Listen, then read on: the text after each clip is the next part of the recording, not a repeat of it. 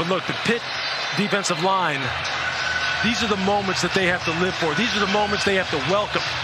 Because this is where you have the advantage. You have the crowd in your favor.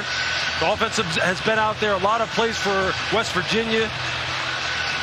And you're supposed to be proving to the country that you're the best defensive line, or one of the best defensive lines in America, in a big rivalry game opening weekend to kind of close it out. If that doesn't get you going, nothing will. The 105th meeting in the backyard brawl after 11 years off. 4th and 16.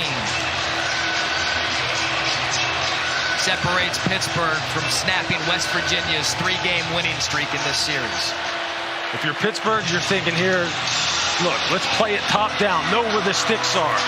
It's 4th and 16. Let's not play with bad eyes. Let's not let somebody skip behind us. And if you're the Pitt defensive line, rush with lane discipline. Do not let JT Daniels get outside the pocket and buy time for one of those second reaction throws where their things can get distorted in the secondary.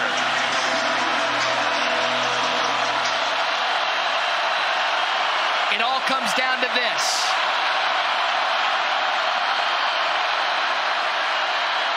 Daniels takes a shot. Was that caught? That was Reese Smith. We got to see that one again. And the officials are discussing it.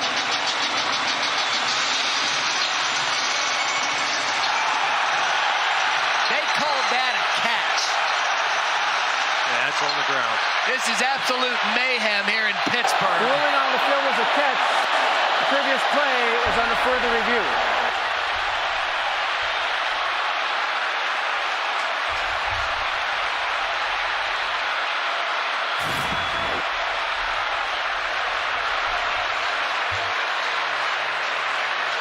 That ball's moving. Matt Austin. It's coming down to this call right here. His hand under it? No. The ball's moving. That's not a catch. Ball, I agree with Lewis. That ball's rolling into the end zone. That's going to be incomplete.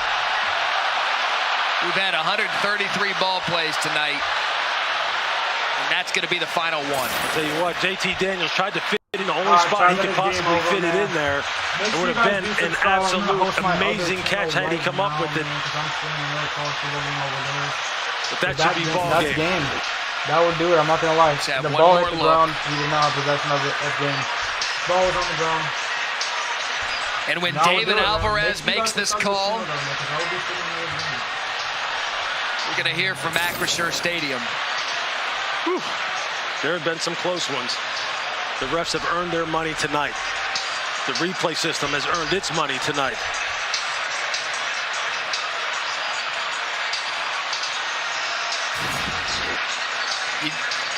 What a heck of a throw, though, by JT Daniels to try and fit that in there. Defender playing underneath. It looks like they're playing a two-man concept. Everyone playing man-to-man underneath. The safety's over the top. They're going to make extra sure. Yeah, they got to. You hate that it comes down to this for the players and for the officials. After all we've seen tonight, here comes the call.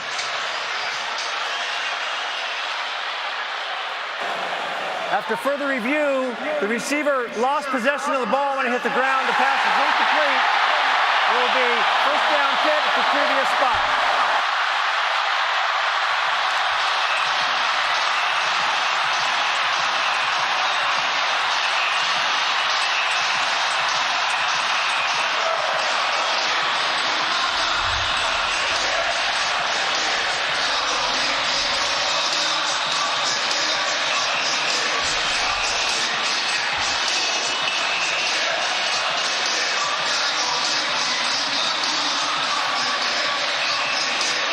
College football is all the way back. I just have goosebumps all over. I mean, the excitement, the pageantry, the emotion. It's just, you can't match it. Keaton Slovis, Pat Narduzzi, and the Pittsburgh Panthers have won the backyard brawl 38-31. Timeout, West Virginia, the third and final. Peace out. Lewis, the game clock to 20 seconds. When I look 20 back at this seconds. game, there were so many tipping points. I'm going to go back to the 4th and 1 when you've got C.J. Donaldson running better than anybody on the field. Neil Brown ran the offense back out there, and he elected the punt. I think that's the first thing he's probably going to be asked in the post-game press conference. You had a running back that was running wild, 245 pounds, looking like a modern-day version of Chuck Muncie out there for all you. Let me get this game on right now. Let me turn it on. Let's get this game going.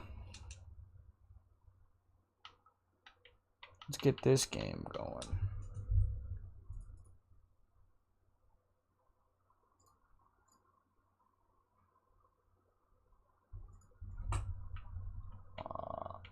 College football.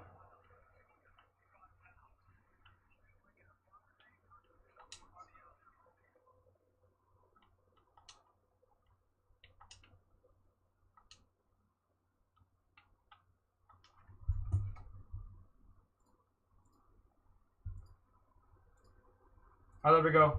This game is Cal Poly against Fresno State. Enjoy the game, yo. Make sure you guys subscribe to this channel as well, also. Oh, wait. Let me put the wrong thing on. There we go. Subscribe to the channel, this one as well. Amazon. You sure that's on camel? Yep. Whatever you say. The redesigned Corona Slim can, named after yours truly. Slim is one of my old nicknames. You better ask somebody. Might as well call them Snoop cans. You like that? Out of nowhere, Luke's the whip hails agenda is right on balance. These two weirdos punch each other. Ow! She struts her stuff. Bam! You get her. I seen these little hellions out here running them up. You were crazy, Mom. Rated mature. Well, this resume is getting seen, just not by who you want. You need a better plan. I need Indeed. Indeed you do. An Indeed resume gets you seen by the right people. All without having to do one dance move. Saturday on Fox. Kick it off, let's rock. Marvin Mims Jr. and the 9th-ranked Sooners open their season against the Miners. Oh boy. Touchdown! UTEP, Oklahoma, Saturday at 3:30 Eastern on Fox. And a hearty welcome to the Fresno State family. Nico Remigio, he's had a breakout performance. Yeah, I mean, Remigio has been the star of the show. He's been outstanding. And when you see this Fresno State offense and you come back and you say, well, we got 3 of the top 4 pass catchers from a year ago, but then we add Nico Remigio. I mean, the possibilities are endless. He's been explosive in every facet of the game. He's gone downfield, he's caught screens, and he's taken a jet sweep to the house.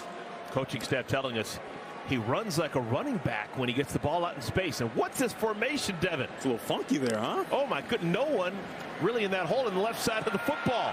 And they give it to Moreno Cropper out of that formation, and he's able to get across midfield. Oh, my goodness. What's this all about, Devin Gardner? It's the same thing.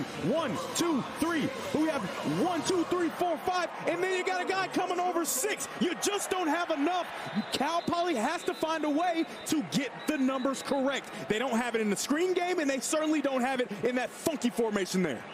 Why would you use that formation in your first game of the season when you've already got a 14-0 lead? Playing against an FCS team? Everything in football is to play off of a play, so don't worry. They have a bunch of stuff in that package, and they wanted to show it early to make sure. So when this season goes on, you line up in that again, that other play is going to come. That's Corey Thomas, senior from Upland, California, who's being helped off the field. That was a gain of 28 yards for Moreno Cropper. And that's a classic example of just out-formationing the opponent. There was confusion defensively, and why wouldn't there be for Cal Poly? When's the last time you saw someone line up that way? But it results in the longest play of the game, 28 yards to Jalen Moreno Cropper. 1, 2, 3. It's only 2 over there to cover 3.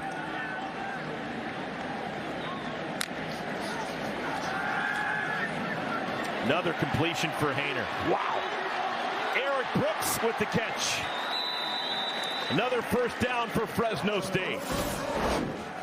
Boom, just a slant route across the defender's face. You have to stop him from getting across your face. And because it's a zone defense, you get the defender looking in the backfield so he doesn't even see the wide receiver attacking him and getting across his face. Easy completion for Haener, and the chains are moved yet again. 6 different receivers have already caught a pass for Fresno State. This is an abundance of riches. These aren't just like young receivers. These are 5th-year seniors, 6th-year seniors, transfers coming in who have played for 4 years in the Pac-12. A lot of talented, experienced players. Now, just when I say that, there's some miscommunication there. By two old guys. And Moreno Cropper on the same page. I mean, that curse of the announcer just never fails. It never fails. But the miscommunication, you can see in Fresno State's offense, if you've seen them play before, you see that they do a very good job of completing the back shoulder throw. That time, Moreno thought he could beat him deep, and the quarterback said, no, I want to give you the back shoulder. And a lot of the receiver combinations for Fresno State, on the outside, they do things what they call go pull-ups, where the receiver reads it. If he thinks he can go by him, he runs. If he doesn't, he sticks his foot in the ground and returns right back down his stem. That time, just a miscommunication. Handoff. Jordan Mims. Mims, a touchdown already in the first quarter. Gets another first down for Fresno State. All the screens that have been thrown are going to make this man right here the read. He has to freeze, and now he's out of place to make the play. He still hasn't entered the screen to make the play on the runner. So when you throw these screens, as they go quickly fast with Remigio again. And he is just short of the end line. Nico Remigio is down inside the 1. I mean, as I'm saying, I mean, when you continue to throw these bubble screens, stretch the defense, now you get these linebackers outside trying to hurry up and get outside and stop the screens, and you forget that Jordan Mims is in the backfield, and he's a talented runner. Final 45 seconds of our first quarter. It's been all Fresno State. Not a huge surprise. Fresno State last year, a 10-win team, won a bowl game with a ton of offensive experience returning. Mims, second touchdown of the quarter. It's a 20-0 lead for Fresno State. I mean, when you see this offense and the speed of it, you think, is it that Boise State offense? It just looks like it. Well, Kirby Moore is a product of the Boise State offense, the offensive coordinator for Fresno State. And this offense is flowing like a well-tuned, nice Rolex watch, if you will. Ooh, yeah, I've never been inside of one, but I know that those Rolex watches have to be nice. 6 plays, 75 yards, 2 minutes and 6 seconds taken off the game clock. Montano 3 for 3 with his extra points, and it's a 21-0 lead. So all smiles for Fresno State. The return of Jeff Tedford has been a successful one. This is a guy who was Fresno State through and through, was a player for Coach Sweeney back in the day in the early 80s, was of course an assistant under Pat Hill, and came back to be the head coach for a couple of years. Had to step aside, wasn't feeling great, and now because the health returning, he's able to come back this year to a team that was expected to do good things because of the returning players. Absolutely, and all their fans are extremely happy because, honestly, if you don't get Jeff Tedford, you lose Jake Haener. And if you lose Jake Haener, you lose Jalen Moreno Cropper. You know what I mean? It's kind of a trickle-down effect with the transfer portal and all those different things. So the fact that they were able to get Jeff Tedford back in the building helped the team immensely, because if I'm Jalen Moreno Cropper, I'm not coming back if I don't know who the quarterback's going to be. I'm going to go find someone to play for. And because the timeline is so condensed, a lot of these players who have been here for a while were brought in, recruited and brought in and coached by Jeff Tedford. Hey, he talked about he comes in, this guy's a grown man now. I remember when he was just a boy, and now he's a man. He has a beard. Makes just a ton of sense. And another touchback, and since we have a little bit of time, let's take you back to early 80s. This is what Jeff Tedford looked like when he was playing for Coach Sweeney, running the option. Yeah, a little triple option action. Jeff Tedford running around, wheeling and dealing. How about that? You got to love when you get a chance to play for a coach that did it.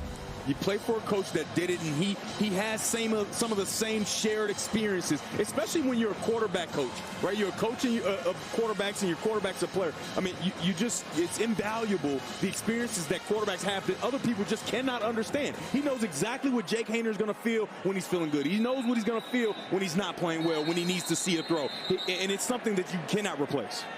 Cal Poly will take their second timeout of the half. Cal Poly's going to call a timeout. This is a real teaching moment for Bo Baldwin. Their first 3 possessions haven't gone very far. They've got a grand total of 28 yards of offense. 3-play drive, and most recently a 4-play drive, but all 3 of those drives, Devin, ending in punts. Yeah, and the last drive looked like it had some momentum, and then you get a quick drop from Woods in the slot.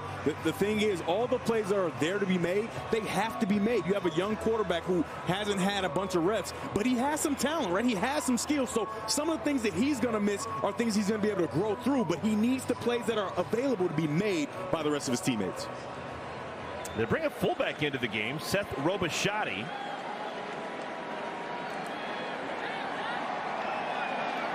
We've got Jones under center, which is rare. Coleman in motion, tight formation. He's trying to get something positive going with the power formation, and it works just like they wanted. Jacoby Harper, nice gain on first down, picks up 6 yards.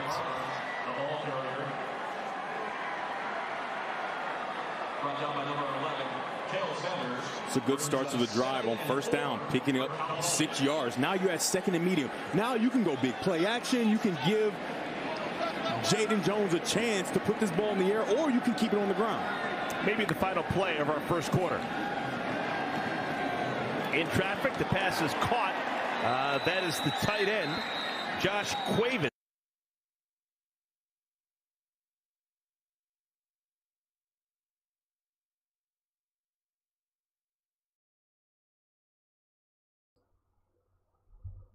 Let me put on let me see what channel Purdue Penn State's on.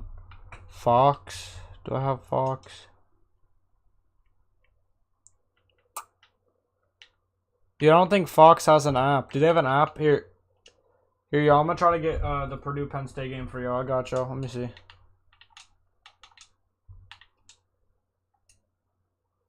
No, they don't got a Fox app. Frick, bro. Dude.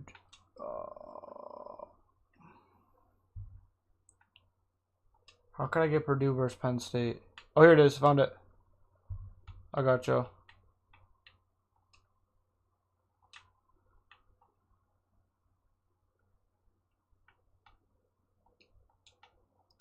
There we go.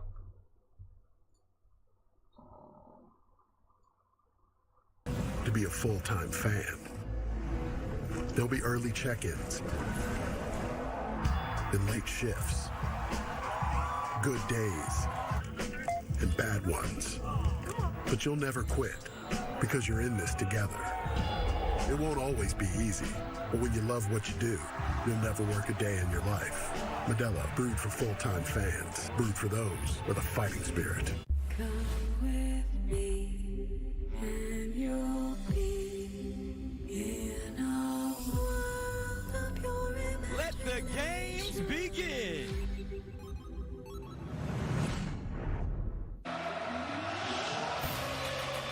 (31-28). Purdue reclaims the lead after the 72-yard interception. Return for a touchdown by Chris Jefferson. Jefferson was a 2-time Division II All-American at Findlay University in Ohio, where he had 12 interceptions over 3 seasons. None bigger than that one he just turned in. Had a pick last year here for Purdue, and he also turned in his best performance in their bowl win against Tennessee. In that comeback win, Gus, he had 15 tackles in that game as the Boilermakers came back and beat the Volunteers. And they'll pick it up at the 5-yard line and go down short of the 20. It's fired up, this Penn State defense. Flag on the play.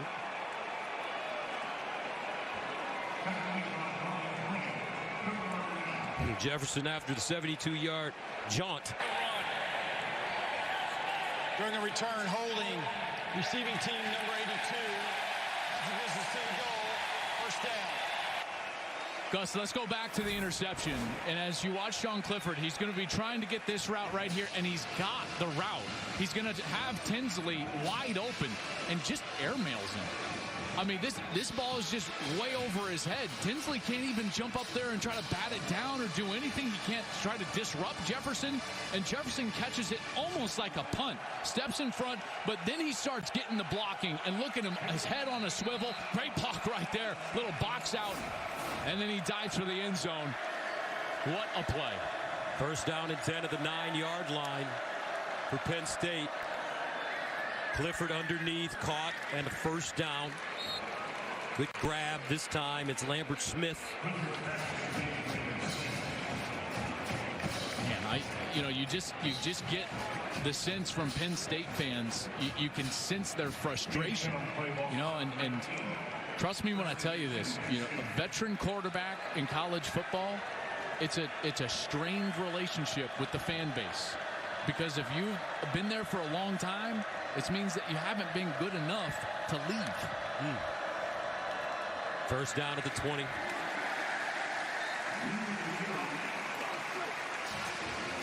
Lee running, Graham with the tackle. Gain of 1. One thing that Sean Clifford talked to me about when we chatted this week was he felt like he spent a lot of time on his mentality and working in the offseason on, okay, if a mistake happens, how do I clear my head and take a deep breath and get back into the flow of the game as quickly as possible? And here's his chance right here. 2nd and 9. Play fake. Clifford sets up a screen. Has his man. Not a lot of room to run, though, however. Warren, backup tight end, dropped by Jamari Brown. This defense, I give Ron English a lot of credit. I said early, Gus, remember what I said? Sum is probably greater than the parts. They don't have any one great player like they did a year ago, but they have played hard. They have played as a unit, as 11 pieces out there, eyes on the football. They've tackled fairly well except for 2 occasions when they gave up big plays. And here's a great chance for them to get off the field on a big 3rd down. 3rd down and 7 at the 23. Clifford's got to make a play. Clifford looking, and incomplete. That ball thrown behind his intended receiver. Harrison Wallace, Jamari Brown, right in his hip pocket. Coverage was great everywhere down the field. Nobody was open. These Penn State receivers look a little bit tired. Not a lot of effort down the field. Look, I mean, there's not a lot of space. The defenders are in perfect position. Their technique is impeccable. And all the while, deep Cam Allen over the top as Brown is able to step in front, and Jamari Brown breaks up the pass on a 3rd down. But Moore will send it away, standing inside his own 10. Charlie Jones with the fair catch at the 32. 6:27 to go. Purdue with the football again and the lead.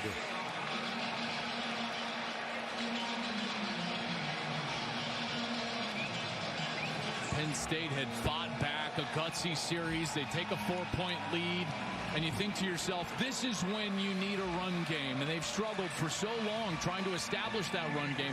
They get the longest carry of the night.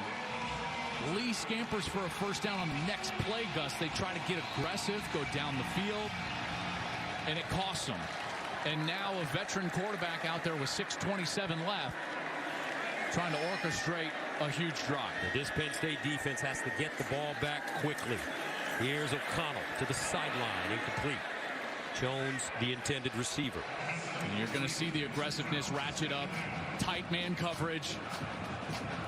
And this is going to come down to a matchup.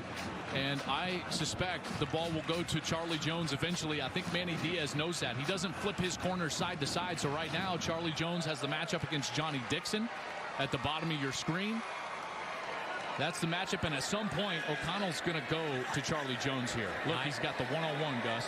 9 catches, 109 yards for Jones, and a touchdown.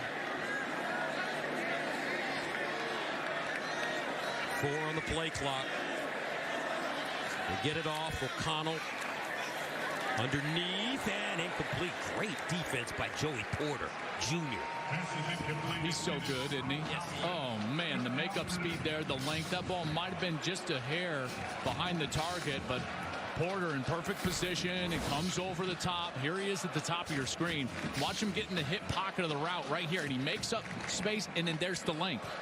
You hear all those, draft pundits always, oh, he's long, he's long. Well, I didn't know. Well, that's why you need length right there. He just reaches out and bats the ball down. 3rd down and 10. Big opportunity for Penn State to get off the field and get the football back. From the 31-yard line, Charlie Jones, the receiver at the bottom of your screen. In a true one-on-one. Now he's in a little motion here. Kalen King guarding him. O'Connell underneath and caught. First down, T.J. Sheffield. A 15-yard gain on 3rd and 10. Watch them work zones. O'Connell understands that he's got a big soft spot in the zone. Watch that. There's nobody there, so he understands what route structure can beat that, and he allows the route to get open, come open, and boom, throws it on time. That's a huge completion on a 3rd down. 3rd down inside of 6 minutes now in the 4th quarter. First down at the 46. King Doru lines up in the backfield. They may try to milk the clock. No, O'Connell's going to throw it again. O'Connell off his back foot. Jones over the shoulder, incomplete, but a flag. It looks like this is going to be another interference call against the Penn State DBs. Johnny Dixon's covering, and they've been holding and grabbing all evening. Yeah, and it's plagued Purdue's defense as well. As you see, they're trying to run a double move, a slant and go. It's called a sluggo. Pass interference. Defense, number 3. Ball be placed at the spot of the foul. Automatic first down. And those double move routes, that's difficult for the defender. In particular, when they get out of position, they get a little lazy, Gus, and all of a sudden that double move happens. All they can do is reach out, or they're going to get beat.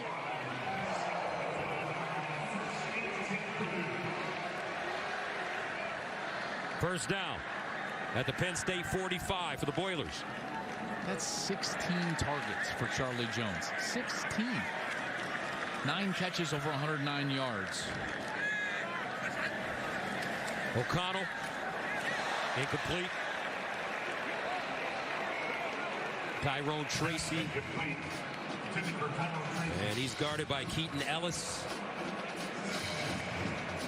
Brings up 2nd down. That's one of the few slants that he's missed on. That was behind his target there as Tracy had a small window for a potential completion. That ball was thrown behind him. 2nd down and 10 at the 45.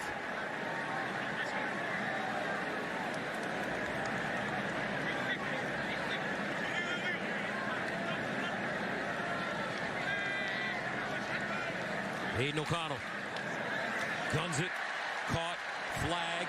Durham breaks tackles, hops forward.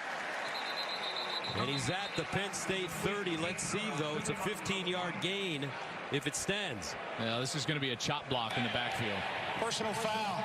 Chop block. Offense, number 22 and 53. 15-yard penalty. 2nd down. So Doru is coming up, and then the center as well. And watch as the blitzing linebacker right here. That's Curtis Jacobs. He's coming back, and there he's engaged high, and then the chop occurs low. Doru goes after his leg, and right then both flags come out. And it looked like a great individual effort and potential first down and a great play on this series, and now it comes way back. And now Purdue has some serious adversity here on this drive. So that'll make it 2nd and 25 at the 40.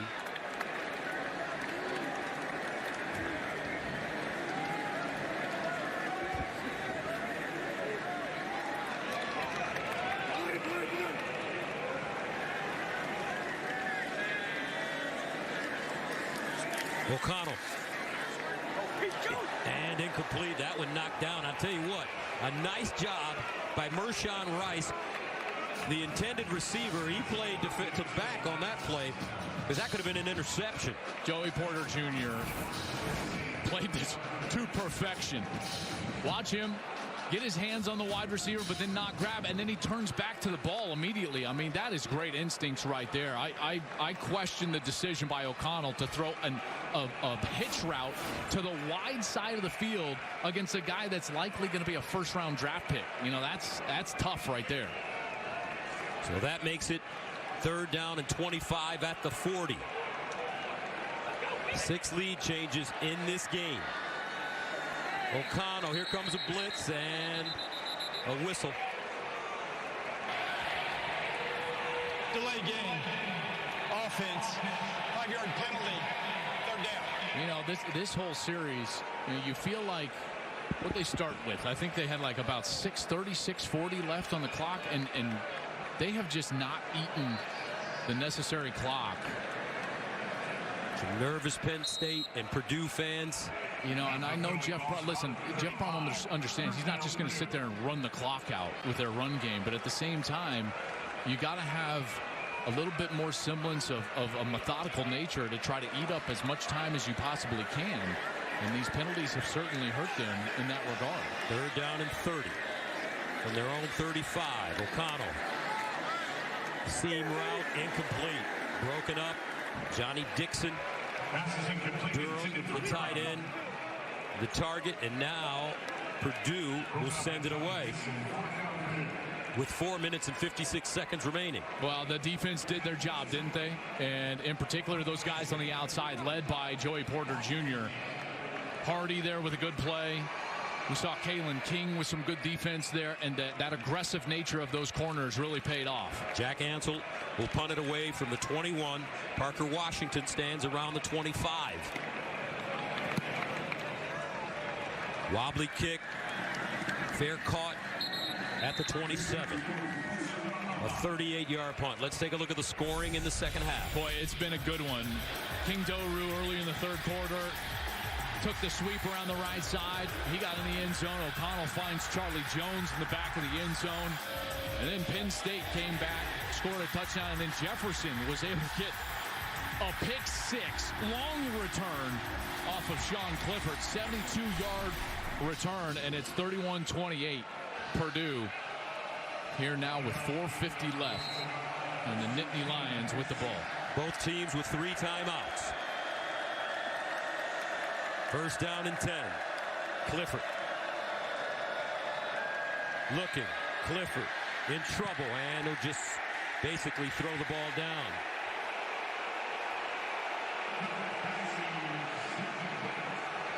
That's a really smart throwaway from Clifford. If that ball didn't go. Eligible receiver number 10 was in the vicinity. There is no foul for grounding. 2nd down. And also, he's not going to get penalized for alignment downfield, even though Drew Scruggs was downfield because the ball didn't go past the line of scrimmage. If you're running one of those screen passes as a quarterback, you know, if you've got to throw it away, you throw it at the feet of the running back, and it can't go past the line of scrimmage. 2nd down and 10.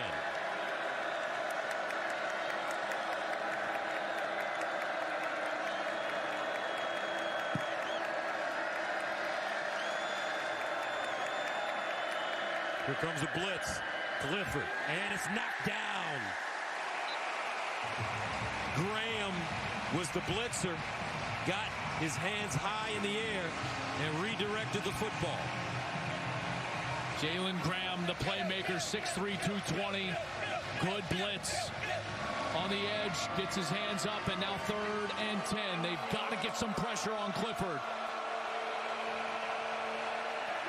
And Clifford's got to make a play. 3rd down and 10.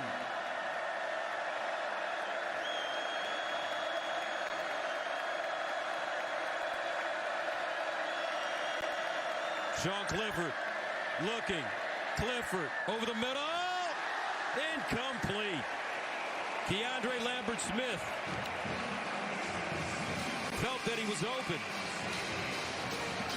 And that brings up 4th down for the Nittany Lions, and they'll have to punt it away with 4:35 to go. He got enough protection, but Keandre Lambert-Smith is begging for a flag right here. Top of screen number 1. Watch as he's coming inside, and he feels like he gets grabbed right there. He certainly did. And he did, and we've been seeing those flags come out most of the night, and right there it stays in the pocket, and now Penn State will have to punt it away. Reese Taylor, the defender.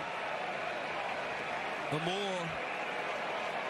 Inside his own 15, Charlie Jones at the 32. Beautiful punt, angled toward the far side. And fair caught at the 24. 49-yard punt. And with 4:28 to go, Purdue with the football again. And we're going to see if they learned their lesson on the last series. Will we get to some run game if it's time to milk the clock for Purdue? King Doru has been pretty efficient tonight, Gus. You've talked about it several times. And then if they're going to throw the ball, Drew Brees knows this as a quarterback. You got to be efficient with it with the completions. And then you've got to manage the clock and only snap it if the play clock is inside of 5 seconds. O'Connell under center. O'Connell in trouble. Gets it away. It's caught. Thompson doesn't go far. Maybe a yard, yard and a half. Boy, what a play from O'Connell. He took a hit. He knows he's going to try to run this a little like bootleg, and he knows there's going to be pressure in his face. Tries to get his head around as quickly as he can. Watch her get his head around. Sutherland's right in his face, and he just tries to dump it over to Brock Thompson. I tell you, man, that is tough to do as a quarterback, and he'll be the first to admit he's not the most fleet of foot, but there he did a nice job. 2nd down and 9. And this is where you don't snap the ball until that play clock is inside of 5. It's at 5 now. Now you'll wait till it's about 2 and then snap. And there you go. O'Connell underneath, knocked down by Joey Porter. Incomplete pass. Once again, Rice, the intended receiver, that stops the clock at 3:36. And they again attack the best corner on the field. I just don't understand this strategy. Porter, yes, he's going to get away with a little bit of a tug, but he's not turning the wide receiver. He's using his hands, and then he's in there, and he's made every single one of these a tight window throw. Clock stops, don't get to run it down, and now it's 3:36 left. Porter has 3 pass breakups in this game, 8 tackles. 3rd down and 9. O'Connell over the middle. Jones with another catch. Charlie Jones continues to excel. That's a 1st down and a gain of 17. What a night for Chuck Sizzle. He's been hot since the very beginning. You want to talk about trust? Watch these 3 Penn State defenders. They're going to drop out, and O'Connell says, okay, I'm going to go 1-on-3. That's incredible. He throws a slant inside of 3 Penn State defenders. That's a matchup that you should not throw into, but he goes to his best target, Charlie Jones. That's the trust he has in a short time with a veteran transfer from Iowa. But even more important, they pick up the 1st down. The clock continues to wind down. Charlie Jones, 10 catches, 126 yards, and a touchdown. Now they'll stay on the ground. Doru. King Doru, tackled by Elsden. He gains 3.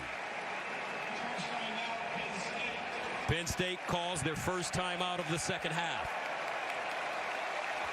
Man, what a throw. What a month for this guy, right? Aiden O'Connell. My goodness, you talk about life-changing month. Let's go downstairs to Jenny for more.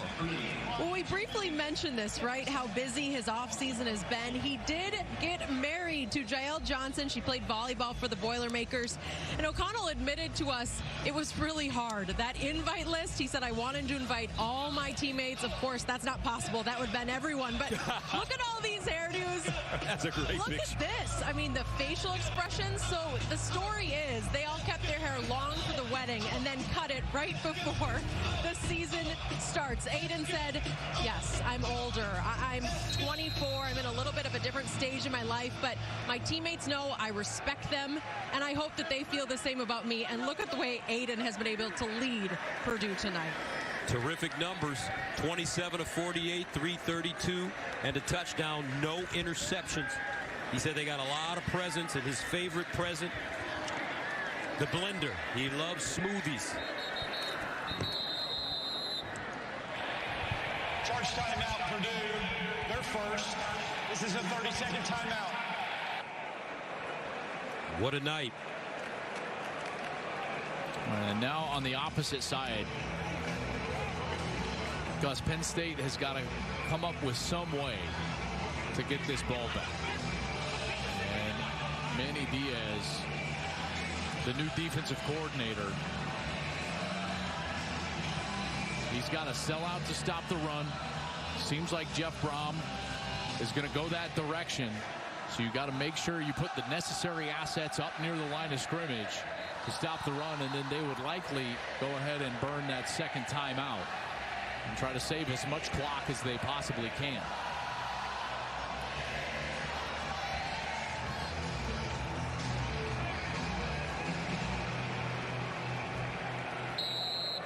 Second down and 7. 31-28, 2:50 remaining in the fourth. Opening game for both these teams.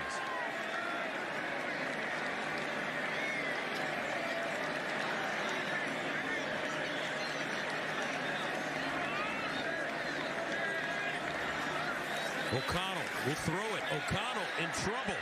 O'Connell buys time across the field. Oh, what a catch by Durham! Spectacular grab. Penn Durham. 21 yards. I cannot believe he got to this ball. I don't know, Gus. I don't know if he controlled that. That ball clearly hit the ground.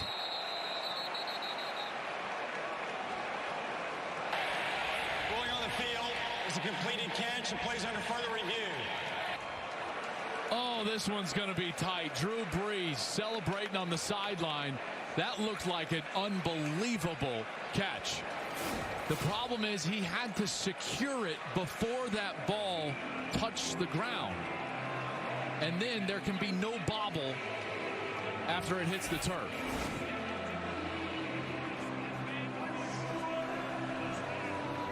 Wow. There's control, but then the right hand comes off of it. I just think that this is coming back.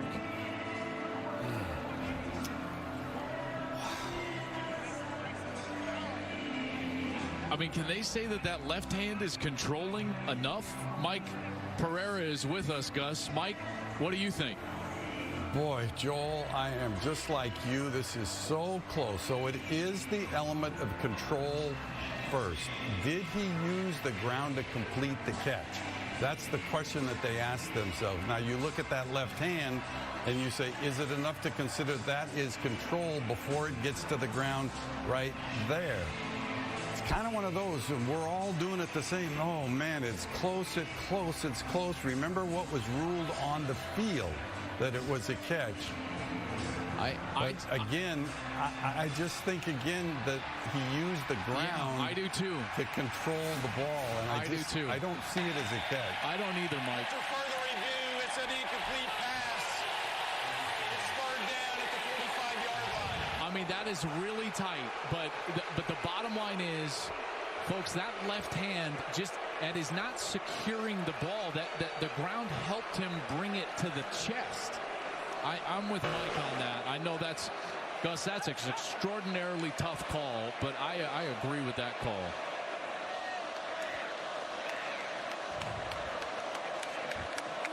So that'll make it 3rd and 6.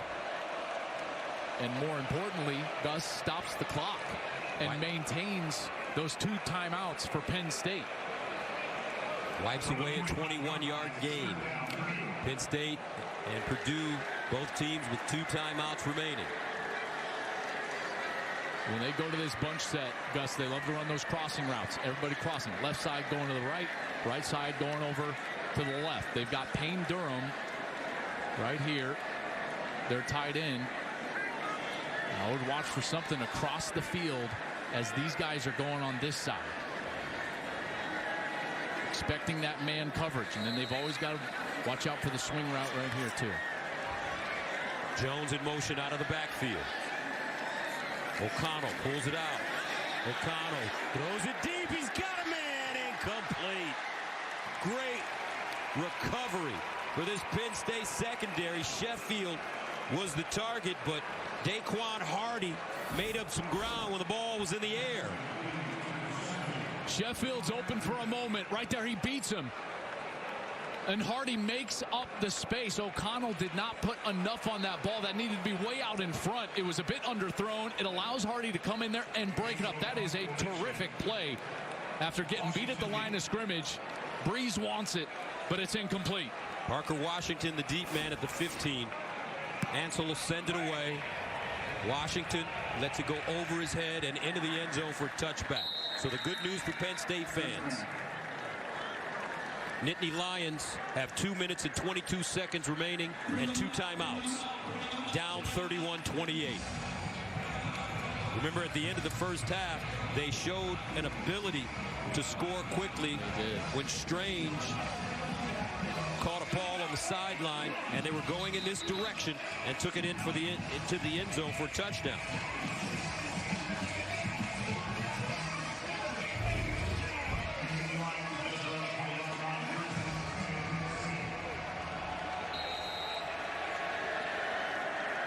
We'll start from the 20.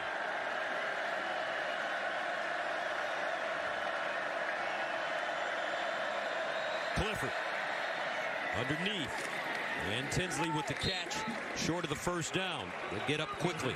8-yard gain. Kane with the tackle.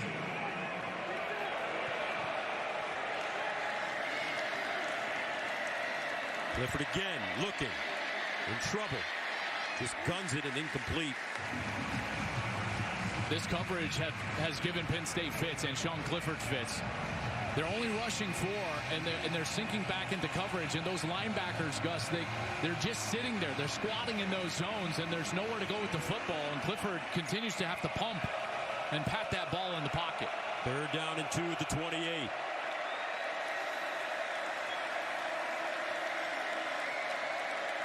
Lambert-Smith crosses. Clifford finds him. And he picks up the first down and gets out of bounds. 6-yard gain. Nice little design screen there, designed to move the chains. They get it done, and now the clock will start again. 1st down and 10 of the 34. Here's a handoff. Allen with some running room, dives forward, picks up about 7. 1:43 and counting. And they certainly have got some rhythm here. They will save their 2 timeouts as the clock runs here and try to get up and quickly snap it. 2nd down and 2 at the 43. Clifford near side, caught, 1st down. Tinsley still running down the sideline, and Tinsley out of bounds close to the 25. A 28-yard gain with 1:23 to go. Clock stops. Penn State still with 2 timeouts. And again, a missed tackle. We've seen it a couple of times. And now all they need is a field goal. They've struggled from distance from Pinniger here, their field goal kicker. It would be about 46 from here. Certainly want to get closer. 1st and 10 at the 30. Clifford drops it off in the flats. Lee needs to get out of bounds, and he does. Or does he? They gave him the stopped clock, and it'll stop at 1:14 and saves the 2 timeouts. Graham with the tackle, 5-yard gain. 2nd down and 5. Clifford, pump fake, looks underneath, caught, and more. This time it's Warren who's all the way down at the 10-yard line. This is incredible. With 1:07 to go, and they still haven't used a timeout. And now they should be taking their time a little bit. They don't need to score too quickly. Clifford sprints out, lofts it up, touchdown Penn State! Unbelievable! Kevon Lee, magical! With 57 seconds to go.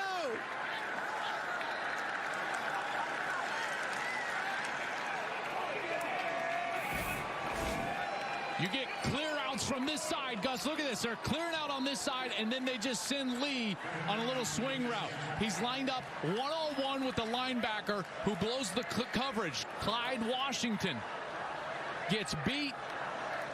Lee is open. Clifford hits him. By far, Clifford's best series of the night, and he waited until he had to have it. played brilliant on that series. Penninger in for the extra point. And it's good. Huge extra point, 35-31. Now Purdue needs a touchdown with 57 seconds to go. That's one of the best drives, Joel Klatt, I've ever seen. Well, listen, that was clockwork. You get into that rhythm, and then Purdue tried to get the blitz going, and they got caught. Washington playing that linebacker spot, he's got to understand he's in man coverage. And so many times blitzers, Gus, they always think that if I blitz, the guy I'm defending, he's just going to cover me. And he's going to block me. But it didn't happen. Lee was out on the route. Gets behind Washington. And he's open for the touchdown. Sean Clifford, 6 of 7 for 72 yards on that drive. Best he's looked all night long. The second half has not been pretty for Penn State offensively. Wouldn't you agree? I would agree with you 100%. And that was gorgeous. The last series. Where'd that come from? Unbelievable. Clifford has accounted for 5 touchdowns, 4 TD passes, and a touchdown rushing tonight for the first time in his career. That's our 7th lead change. So Purdue, with 57 seconds remaining and 2 timeouts. Wusu has had a big leg all night. Here's Jones inside the 5, and Jones upended short of the 20-yard line with 53 seconds to go. Well, now Purdue has 2 timeouts left and 53, but they need to go all the way and get into the end zone. O'Connell has shown that he wants to target his most trusted wide receiver. Remember, Charlie Jones transfers in. These guys have known each other since they were playing youth baseball together. Transfers in from Iowa, and O'Connell has targeted him over 16 times tonight. And I suspect that we're going to get a heavy dose of that here on this last series. They'll start from their own 19-yard line. First down and 10. O'Connell lets it go. And incomplete. Threw that one into double coverage. Intended for Sheffield. And broken up by Ellis. Boy, Ellis had a chance to basically end the game right there. Thought that he had a beat on picking that ball off. Unable to do so here, and now 48 ticks left. Boy, they have been living and dying with that press coverage on the outside, haven't they? And it feels like they're going to continue to do it, and they are. Look at those corners right up in the mustache of the wide receiver. 2nd and 10 at the 19. O'Connell under pressure. Drops it off. Charlie Jones picks up a first down and gets out of bounds, stopping the clock with 41 seconds to go. 12-yard gain. He's had a spectacular night. That's the style of route that they're going to have to run. They're going to have to get pick routes, 2-man concepts like that, or bring a guy all the way across the set like you just saw with Charlie Jones to try to get away from some of this tight press man coverage. Remember, Payne Durham, their tight end, 87, has been good down the seam. 1st and 10. O'Connell looking. O'Connell sack. How about that? Johnny Dixon with the sack. Great pressure by Manny Diaz and the Penn State defense. He beats Doru, the running back, inside. Great inside move, and he's able to get to O'Connell and sack him back at the 21-yard line. That is a killer in those 2-minute situations, in particular once you get inside of a minute. James Franklin knows this. Boy, sacks just kill drives, and Manny Diaz dials up a unique pressure there. Johnny Dixon playing corner, slot corner, and he comes on that blitz, and King Doru was unable to get him down. How many times did we see this defense come up with big plays to finish off games last year? Now, granted, it was names like Jaquan Brisker, who's now in the NFL, or Arnold Ebiketie, Brandon Ellis, these guys. Well, now it's the new Nittany Lions. It's their turn. It's Johnny Dixon and Jair Brown and Joey Porter and Adisa Isaac. We'll see if these guys can make the plays necessary to grab the W. 2nd down and 20. 35 seconds left. 1 timeout for Purdue. O'Connell over the middle, caught by Charlie Jones again, and he goes down in front of Hardy gaining 15. They need a timeout here. They are wasting way too much time. They get to the line of scrimmage.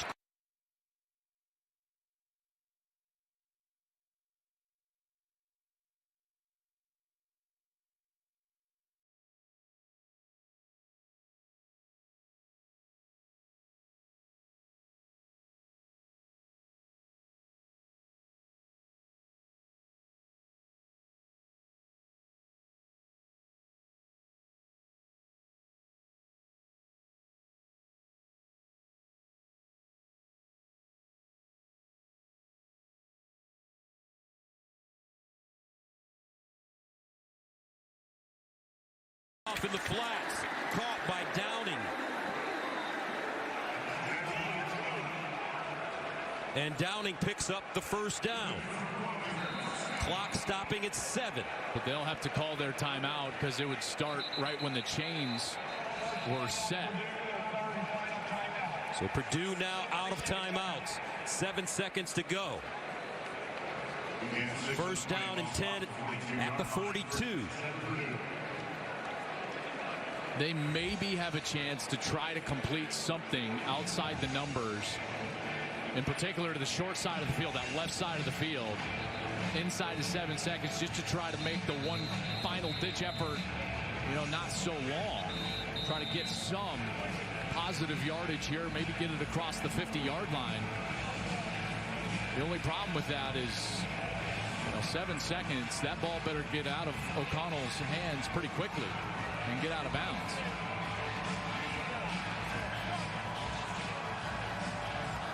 Sean Clifford has had an up and down game in a sense. He threw the interception to Chris Jefferson, which was seen at the time as, could have been seen at the time as a backbreaker, but that last drive is one of the best drives you'll ever see in football. And remember what he told me. I'm always a deep breath away from a good series. And he throws the interception, and here he is, 6 of 7 for 72 yards. Wow. I mean, impressive stuff. He's thrown for 290 yards tonight. 4 touchdowns, 1 interception. First down and 10, 7 seconds to go to the sideline, incomplete. Once again, it's Joey Porter. 4 seconds to go now. And this may very well be the final play of the game. And they're going to try to do something tricky if O'Connell can't get it all the way to the end zone. We've got guys all the way back at the goal line. No timeouts. O'Connell in the shotgun.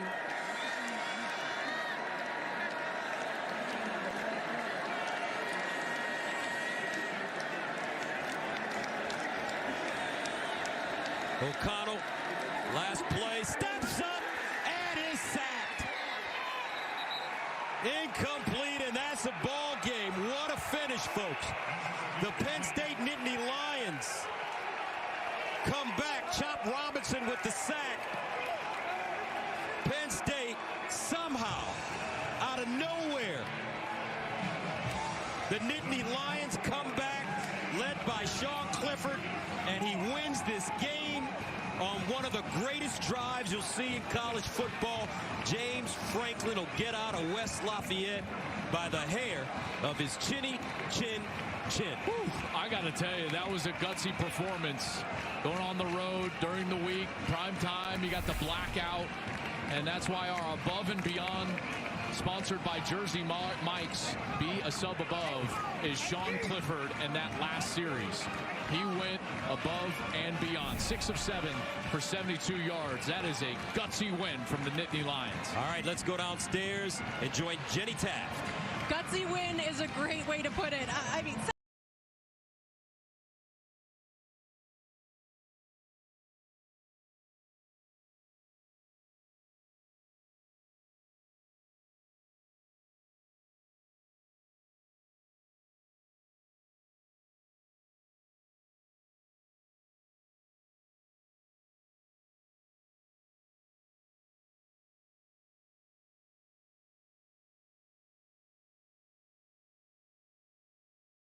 inside their 10. Ball's at the 7-yard line. You got a senior quarterback in Haener. Clearly a lot of trust with him. Josh Kelly has the first down. Out across the 20. Clock will stop temporarily as they move the sticks. Gain of 13. Fresno State used a timeout a moment ago on defense. They've got 2 remaining.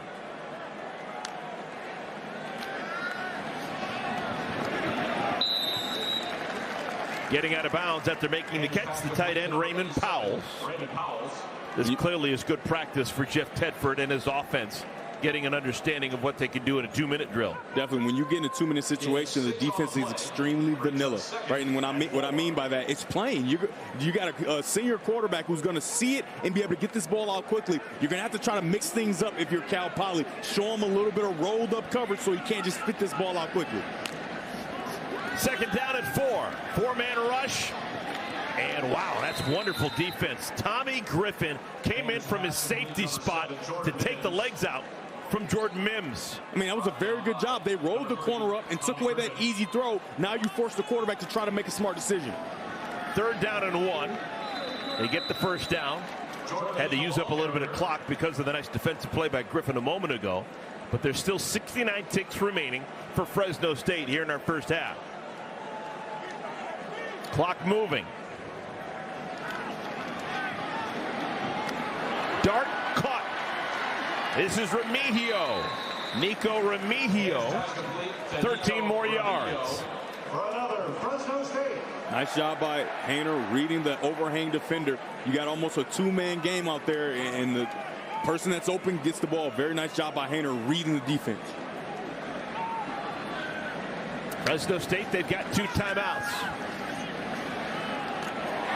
Almost intercepted. Almost picked off. That was Tommy Griffin again. Made the big hit a moment ago. This time was dreaming big dreams. Yeah, the backside safety, Haener never sees him. He comes across the screen right there. Oh, his own teammate. Friendly fire. That could have been a huge play for Cal Poly. Now he understands how those receivers feel when he hits them on a catch.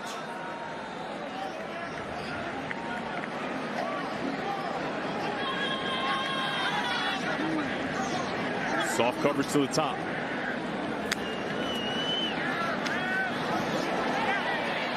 Haener. He's brought down. It's going to bring up 3rd down. 32 seconds remaining in our half. And a timeout by Fresno State as their drive, which once was promising, is now hanging by a thread. And what Cal Poly was able to do is mix up the coverage. They didn't keep it so plain, and now Haener has to find a way to get through quickly, and he's just not able to do it on his last 2 plays. Sack was credited to Michael Otterstedt, redshirt freshman, stopping Haener. Very good job of the entire defensive line collapsing the pocket and continuing to fight. They've been relentless, especially after those first 3 drives. They've been relentless getting after Haener and putting a lot of pressure on him, and the back end has done their job. 3rd down and 11. Fresno State, they've got 1 timeout remaining. They were super explosive. First 3 times they had the football. Touchdowns on all 3 drives. They've been scoreless here in the 2nd quarter. Yeah, you got to mention though, when you start a game, it's called the first 15, or sometimes people use the first 10. Those scripted plays. So when you see an offense super smooth in the beginning, that's because they've been practicing those plays. Everybody knows what's coming in. There are no surprises, and so now you're calling the game off the top of the head, and everybody's in question on what the next play is going to be. 3rd down and 11. Bad snap. Haener, making the best of a bad situation, has a first down. Eric Brooks. They needed 11, and they got well more than that. It's going to be almost field goal range right now. It's an 18-yard gain. The ball's at the 36. Game clock down below 20 seconds. Haener runs out of bounds.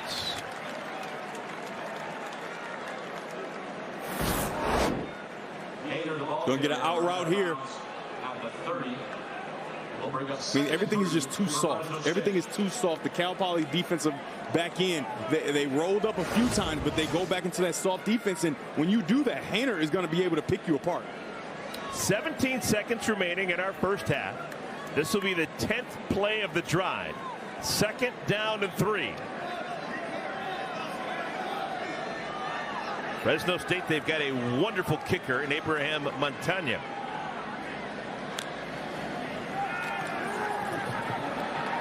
Haener can't take a sack. Gets it out to Mims. And Mims is down at the 21 with 8 seconds remaining. How about the poise by Mims and knowing the situation to get down, to save some time, and maybe you can even get a shot to the end zone. They look like they may try to kick a field goal here, but nice job of him not running around, knowing you're not going to get in the end zone or be able to get out of bounds. He gets down quickly, and it saves so much time. Coming up, we've got the State Farm halftime show. We've got Mike Hill, Bruce Feldman. We have 5 seconds remaining, and it's going to be just enough time for Abraham Montano to come on and attempt a 40-yard field goal. And Cal Poly calls the timeout. A little icing of the kicker. Why not? Week 1, college football. You got one timeout. Can't take it with you. It doesn't roll over. It's not rollover minutes. Ice this young man and have him think about this 40-yarder just a bit more. Montano is a sophomore. Talked to Jeff Tedford yesterday. Said legs no problem. This guy can boot it. Yeah, 102 at kickoff. 102 degrees. They could use some ice. You like that? Yes. I like that. It works. Very good. Well, this is a big kick, Fresno State.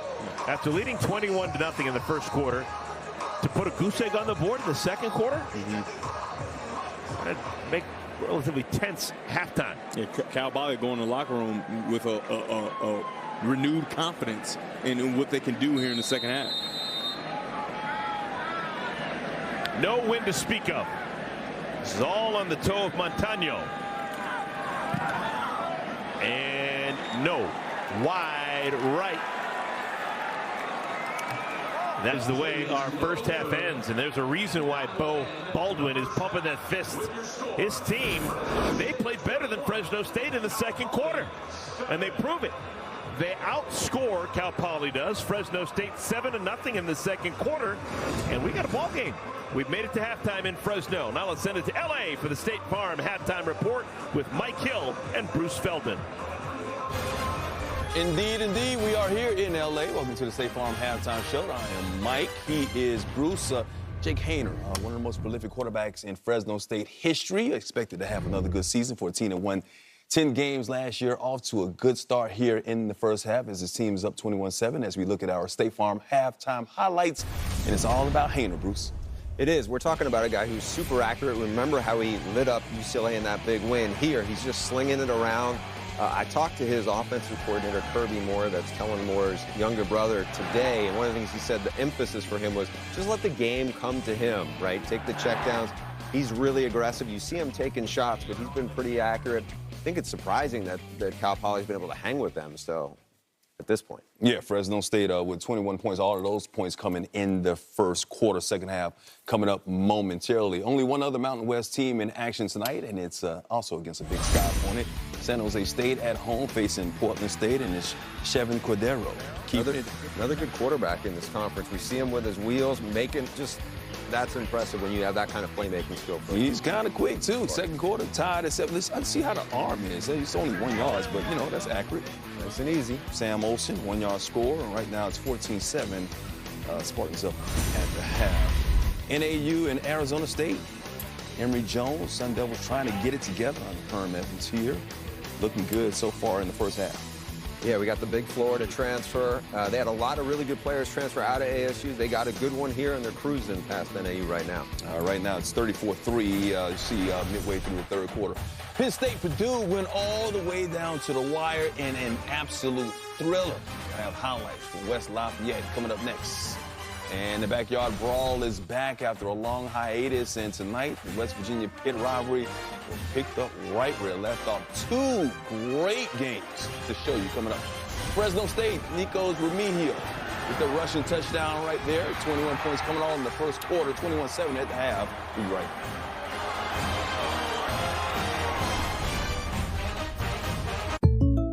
A lot of people assume NBA players can reach anything. Just like they assume they can't afford great insurance. But State Farm has rates that fit any budget. Here you go. Thanks, John Crow.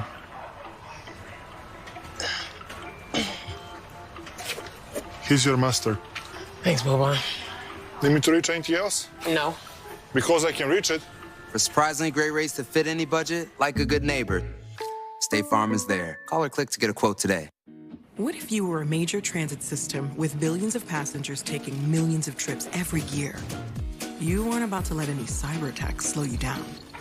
So you partner with IBM to build a security architecture to keep your data, network, and applications protected. Now you can tackle threats so they don't bring you to a grinding halt. And everyone's going places, including you. Let's create cybersecurity that keeps your business on track. IBM, let's create. I've traveled every road in this here land. I've been everywhere, man. I've been everywhere, man. Across the deserts bare, man. I breathe the mountain air, man. Of travel I've had my share, man. I've been everywhere. I've been to Pittsburgh, Parkersburg, Gravelburg, Colorado, Ellen City, Cedar City, Dodge City, what a pity. I've been everywhere, man. I've been everywhere, man. I've been everywhere. When we were a motorized bicycle company, they said that's fine for the streets, but you'll never win a race. They said motorcycles are one thing, but you can't make cars. All right, you're a car company, but you won't win Formula One in a hybrid. Well, you'll never compete off-road. What about when there is no road? No gas? They've challenged us to do a lot of things. What will we do next? Honda, the power of dreams.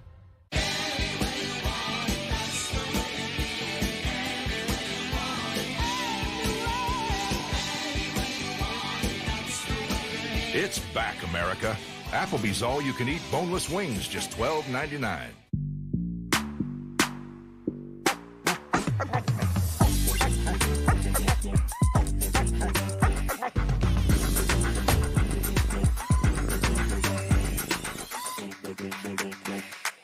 New Bud Light Seltzer Hard Soda. Classic cola. Wow, that's some loud flavor. What just happened? Bud Light Seltzer Hard Soda.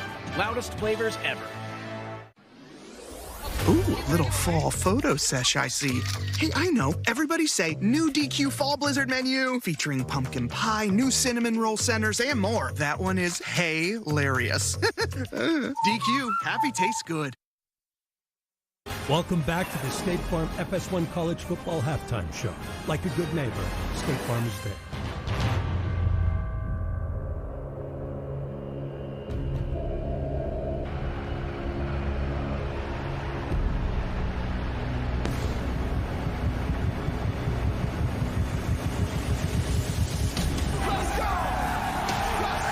Coming this fall, all will witness the tradition, The Huskers finish a perfect 13-0. the prestige, the biggest brands, Touchdown, Texas! a dynasty. Alabama Crimson Tide is the champion of college football. And who better to bring it to you than the best damn show in the land? Big Noon Kickoff, coming soon. Hey, Big Noon Kickoff hitting the ground running next Saturday with a big-time matchup in Austin. Top-ranked Alabama visiting Texas. Then let's follow weekend number 9, Oklahoma battles Nebraska. Catch Big Noon Kickoff every Saturday at 10 Eastern on Fox. Fellas, we're at Purdue tonight. Penn State, Purdue, Big Ten opener. Sean Clifford right here finding Brenton Strange rolling, hitting 67 yards. Penn State up 21-10 after this. Man, they love their tight ends, and this kid made a bunch of plays, and you see him just rumbling through the Purdue defense. Clifford did go down with an injury early, came back into the game, didn't look good for the most part. Fourth quarter kicked off right here with a team up 28-24, and it's Chris Jefferson going 72 yards. Mike, if you're a Penn State fan, even if you're not, you're like, man, this is the cliff dog that scares me, right? Just overshoots it. Now, how is he going to respond? We're going to see how, you know what? It's like, do you feel confident he's going to be able to lead you back late in the fourth quarter? Well, if you were watching the game, you heard Gus Johnson talking about one of the greatest drives in college football, and Clifford with 1:30 remaining. His team down 3, found Mitchell Tinsley to transfer, and then Kevon Lee, 10-yard go-ahead touchdown 3 plays later. Penn State, the comeback win on the road, 35-31, as you see in that drive. Clifford looking outstanding. 6 for 7, 72 yards, and that touching pass down. Clifford with the All-American girl, Jenny Taft, afterwards. Well, Sean, first of all, you got to break down the moment you just had with your head coach. What was being said in that embrace? And the congrats to win this one. Yeah, sometimes it's just about pulling it off, and that's what we did tonight. You know, I didn't play my best ball. You know, we had mistakes all over the field, but in the end, you got to win the game, and that's what we did. And, you know, it was just nice to share that moment with Coach. Something that you told Joel Klatt earlier this week, that you are often and always a deep breath away from a good drive, and that final drive to win it was about as good as it gets. Take me through it. Yeah, it was just one of those where you just got to have a one-play focus, trust the O-line, trust the receivers to make plays, and we got really good players. So just putting the ball in their hands and letting them do what they do. So just privileged to be on a team with such fantastic players.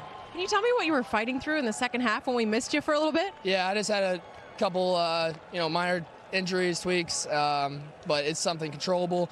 You know, I'll be able to take care of it and not have that happen again, because it definitely was not fun.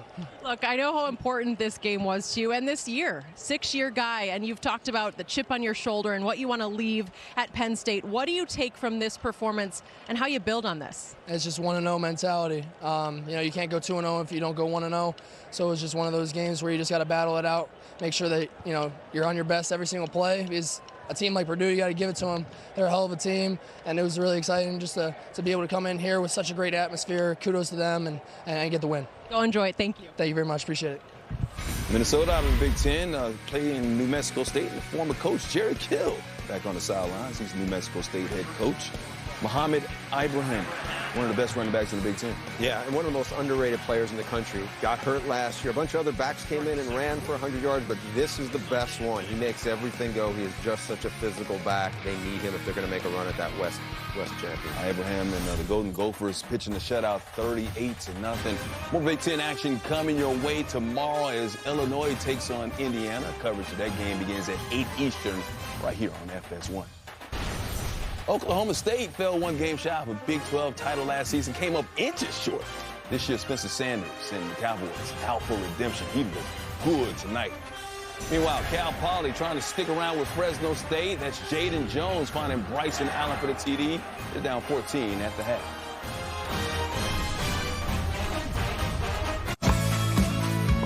Every year, Jersey Mike's raises money for the USTA Foundation, bringing tennis and education programs to communities across the country. And with your help, they will continue to support hundreds of thousands of under-resourced kids. So to say thank you, this year, they are playing doubles with 2 days of giving on September 10th and 11th, with 20% of all sales going to help make a difference. All right, you're served.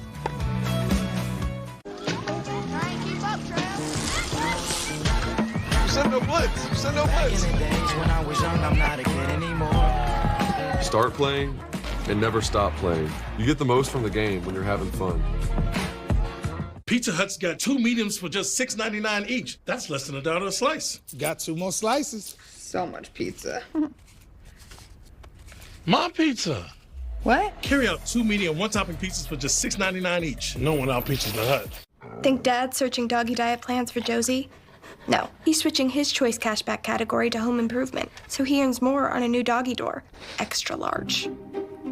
With the Bank of America customized cash rewards card, you just can't stop getting rewarded. What's your favorite part of a Kit Kat bar? The chocolate? Nope. The inside. The wafers? No, the stuff in between the wafers. Ah, the in-between stuff. Have a break. Have a Kit Kat. At Cal Poly, we've been putting knowledge into action for more than a century. We call it Learn by Doing. And we know it's the best way to make sure our students are ready for whatever comes next. Our world needs us to help build a brighter future. And we know that if we want to make an impact tomorrow, we have to put in the work today. Because it's one thing to be ready one day, but at Cal Poly, we'd rather be ready day one.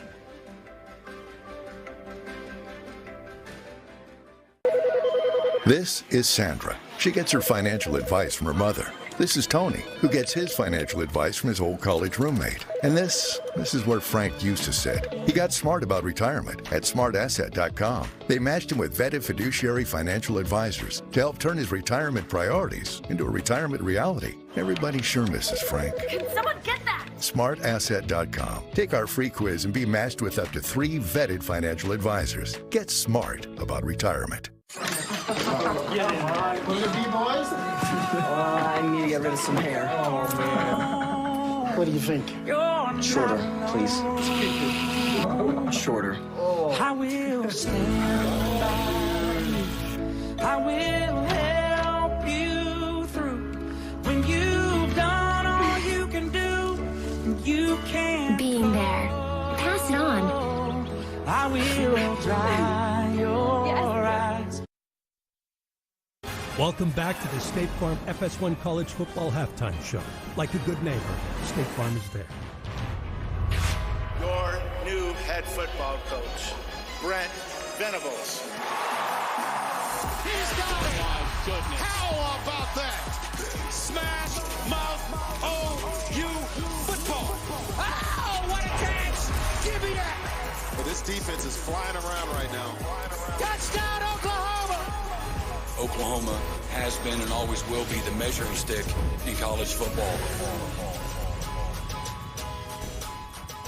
Lincoln Riley's out here in La La Land now, so Oklahoma beginning a new era this Saturday as the 9th-ranked Sooners host UTEP. Brent Venables. Coverage begins at 3:30 Eastern on Fox. Mike and Bruce back with you. Early tonight was the first game of our FS1 doubleheader. Number 12, Oklahoma State hosting Central Michigan from the MAC, and we're talking about it. Good game out of Spencer Sanders. He tore it up in the Fiesta Bowl. He looked just as good tonight there, Bruce. And Mike, with his legs making big plays, and he was on target. They were playing with urgency. They were looking really, really good. 406 yards passing, 57 rushing yards, accounted for 6 total touchdowns. Oklahoma State, well, it got close at the end, but That's a little interesting there. Yeah, the defense may have some things. Yeah, Knowles is no longer there. West Virginia, number 17, Pittsburgh, of course. Backyard brawl, JT Daniels, 2 former USC quarterbacks going back and forth here. Can't put that on JT Daniels. Went through the receiver's hands, pick 6. That was a huge momentum swing in a game that had a ton of them. Pitt leading 38-31. 27 seconds left, 4th and 16. Daniels threads the knee. Reese Smith, look at that catch. They called a catch on the field. 25 yards, but look again. That's how it ended. Pittsburgh wins it, 38-31. Shout out to Day One Step.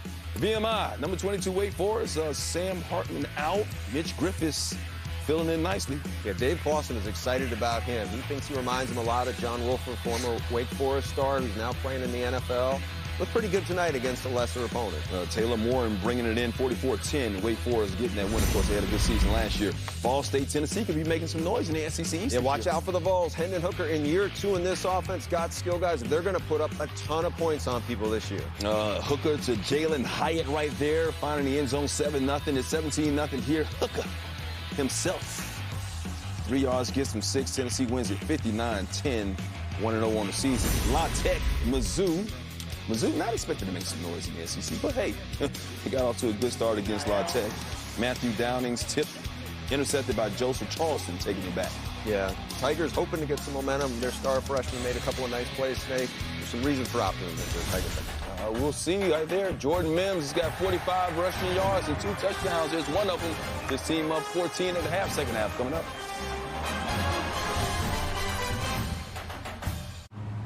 I've traveled every road in this here land. I've been everywhere, man. I've been everywhere, man. Across the deserts bare, man. I breathe the mountain air, man. I've traveled, I've had my share, man. I've been everywhere. I've been to Pittsburgh, Parkersburg, Gravelburg, Colorado, Ellen City, Cedar City, Dodge City, what a pity. I've been everywhere, man. I've been everywhere, man. I've been everywhere. There is no peace. There never was. I have to protect my family.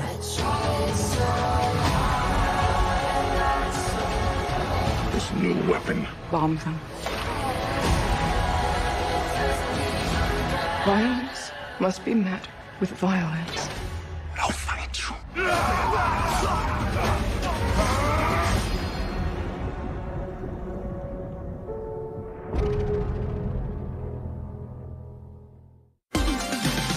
Are you tired of clean clothes that just don't smell clean? What if your clothes could stay fresh for weeks? Now they can. Downy Unstoppable's in-wash scent boosters keep your laundry smelling fresh way longer than detergent alone. Pour a cap of Downy Unstoppables into your washing machine before each load and enjoy fresher smelling laundry. If you want laundry to smell fresh for weeks, make sure you have Downy Unstoppables in-wash scent boosters. Shop for Downy Unstoppables online, including our lighter scent. You got KFC, mijo. This drum and thigh combo is only $6. Good deal. For you. But you bring nothing home for your abuelita. You okay? No. Get your own $6 two-piece combo at KFC.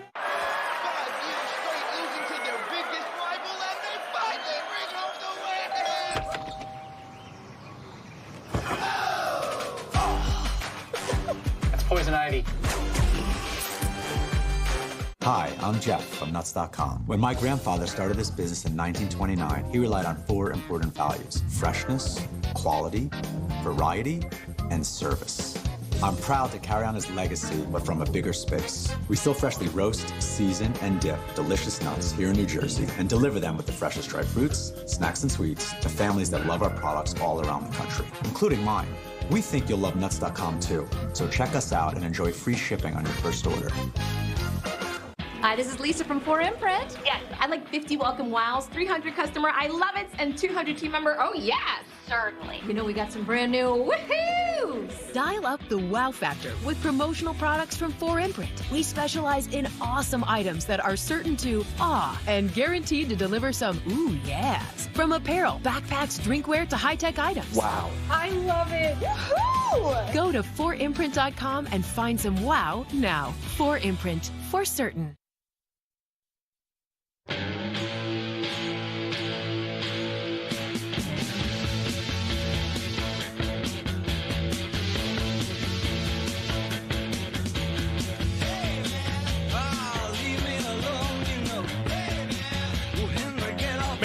Fun start to our September. We've got the opener for both Cal Poly and Fresno State, and we've got a good one through 30 minutes. It's a 21-7 lead Fresno State over the Mustangs of Cal Poly. With Devin Gardner, I am Eric Collins. And man, that first quarter, we really thought that Fresno State was going to run away and hide. They led 21-0, but then everything just changed, and Cal Poly's made a game of it. Yeah, once they got outside that first 15 plays, it really started to slow down. And Jaden Jones on the other side, the other quarterback, he started to really feel comfortable and make some plays with his legs and with his arm. Yeah, Fresno State, though, in that first quarter, they were really good. Efficient is the word that you can use for that offense, and it was a lot of Remigio making a lot of plays. I mean, nobody even saw this coming, right? He comes into this Fresno State offense that's loaded with weapons. As you can see, Jaden Jones putting that ball perfectly where only his guy can get it. But coming into today, you didn't know that Hainer was going to have a fourth or third weapon out there to throw the ball to. And how about that Cal Poly defense that stood tall and gave their team a chance? Those quarters are vastly different, and I can just tell you, if you told someone coming in this game that Cal Poly would outscore Fresno State in the second quarter, they look at you and laugh, just kind of like how they would have laughed at you if you said that Jaden Jones was going to start this game. Take a look at our team comparison sponsored by Credible.com. That first quarter, 237 yards of total offense for Fresno State, and only 90 in the second quarter when Cal Poly had more total yards than Fresno State. So we've got ourselves a ball game. Fresno State, they won the toss beginning of the game, but they said, you know what? We want to defer until the second half, and now they can cash in on it. They're rested. They've come back out of the locker room, and now potentially good starting field position. This is Remigio out to the 23-yard line. Fresno State, their first half possessions looking like this. Boom, boom, boom, touchdown. Boom, boom, boom, boom, touchdown. Boom, boom, boom, touchdown. And then you go punt, and a missed field goal. If you're Coach Baldwin and his group, his staff, his players, there's no consolation prizes, but you have to be excited by the way you were able to finish that first half, and you have to come in here with a lot of poise and a lot of momentum and see if you can continue a lot of that success you had. Fresno State, they were sacked 3 times in that first half. So good pressure from the FCS program. Cal Poly getting to Haener. Little pop pass. That is Jalen Moreno Cropper. And he's got the first down and then some. Off to a good start. And this is senior season. Gains 13 yards on first down. 6 catches, 75 yards for Moreno Cropper. His impact was not that great in the beginning of the game, and they see that you can see they're trying to get him involved quickly. This is the tight end, Jake Bost. That's the second catch for him. We've seen 3 tight ends. We've seen Trey Watson, Raymond Powell, but the only one to make a catch is Boust, who now has 2 grabs. Fresno State had a bunch of success with these quick screens in the first quarter, and you can see they're trying to get back to it and try to outflank the defense immediately. When you can outflank the defense immediately, you can get movement on that run after catch, and it makes it super easy for Haener. Malik Sherrod in the backfield, replacing Mims. He's next to Haener. Out in space, Eric Brooks makes the first man miss, and he's got a first down. So there, you can see it's still 3 over 2, but the one thing that's different there, you defeat the block quickly and you give yourself a chance. Obviously, still picks up a good game and sets up a short 3rd and 1, but at least the Cal Poly defense is doing a good job of getting off those blocks. They still have to find a way to match heads and find a way to make sure you take that easy throw away and force Haener to drive the ball down the field. So it's 3rd down and 1. They didn't get the spot with Fresno State. Remigio is the deep man in the backfield behind Elijah Gilliam. They give it to Gilliam. First man through, and he's got the first down. Creative offensive play call for Fresno State on 3rd down and 1. The threat of Remigio on that outside, pulling linebackers out of the middle so you can get that fullback underneath for the first down. Gilliam tries the right side. Cal Poly's defense, nothing to sneer at since that first quarter. They've done a good job of slowing down Fresno State. Without question. Jordan Mims has come back in for Fresno State. So we've seen 3 different tailbacks on this drive for Fresno State. 2nd and 7.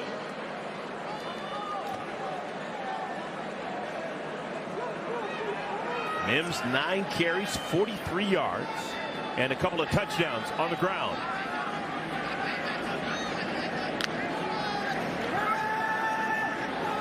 Mims brought down in space. Nice open field tackle made. Elijah Ponder, sophomore defensive end, known for sacking the quarterback. Had 8 of them last year. That's a good open field tackle by Ponder. I love the adjustment for Cal Poly. As you can see, Ponder, who's a defensive end coming, had 8 sacks the season ago, coming on that outside and making a play on a very talented runner in Mims. But I love the adjustment from Cal Poly. They start off soft. Remember, you had a bunch of easy throws from Haener. They start off soft, but they're slow to go. And when I say that, I mean that the DBs aren't just flying out of it. They're waiting to see what happens and then starting to get back into their deep zones. 3rd down and 12. Incomplete. That was thrown into traffic. There were more Mustangs than Bulldogs in the vicinity, and the punt team will have to come on. This has become a thing now for Fresno State. This will be their 4th consecutive possession without points. Coach Baldwin has to be excited to see what was able to happen there on that last drive. The adjustment. Slow to go, slow to go. We're going to show it to you a little later, but very good job by Cal Poly's defensive back. Not giving those easy throws, taking them away, and you can see Fresno State's going to have to go to the sideline and find out what they can do off of that. Giancarlo Woods just stays away from that bouncing punt, and it'll be Mustang football when we come back. How about the defense for Cal Poly? This is a team that won just 2 out of 11 games a year ago, but they're up to a strong start this year. Dad, which one's your favorite? I'm gonna go with Josh. Yes. I'm sorry, what? I was talking about the types of chicken. Come on, you know I love all my chickens. He is a really sweet kid, though. Did you just fist bump? What if you were an iconic tournament that wanted to keep millions of fans on the edge of their seats? So you partner with IBM Consulting and use AI to analyze millions of data points to help predict player performance and bring fans closer to the action. Now you're serving up head-turning insights and transforming your business into the top seed. Let's create experiences that ace it with your fans. IBM, let's create. I joined Uber One to be frugal, because I'm famous, but not famous. You know, I'm more like that guy from That Thing famous, so saving money is pretty clutch for me. Pretty clutch. A Corona and palm trees. Huh. A Corona and calm seas. And a balm breeze. And some long knees, strong like a tongue squeeze. You'll say, "Aw, geez," when I make your lawn freeze. Was that good? No. Oh. It was incredible. Oh. Lee bad. Oh. But this is good. I shouldn't have rapped. The overtime went into overtime. What do? You turn to DiGiorno to be MVP. MV Pizza. Fresh baked taste. The win and move. It's not delivery, it's DiGiorno. Dad, which one's your favorite? I'm gonna go with Josh. Yes. I'm sorry, what? I was talking about the types of chicken. Come on, you know I love all my chickens. He is a really sweet kid, though. Did you just fist bump?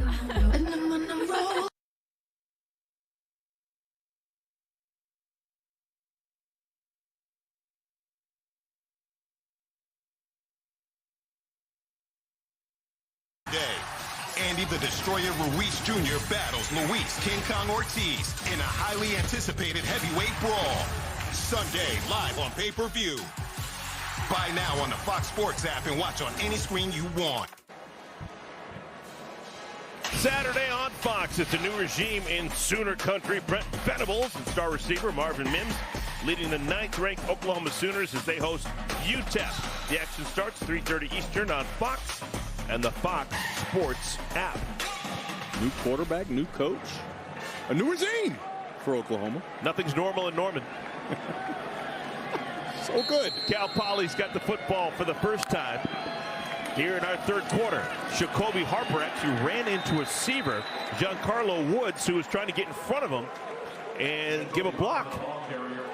Giancarlo Woods just not accustomed to being that guy that comes across and makes blocks as a wide receiver. The timing is completely off, and that's 100% on him. This is what you can't have. You can't have wasted downs. That's a wasted play, where you not only waste the play, you don't get yards, you lose 2 yards. Jaden Jones, redshirt freshman from Oxnard, California, had his moments in the first half.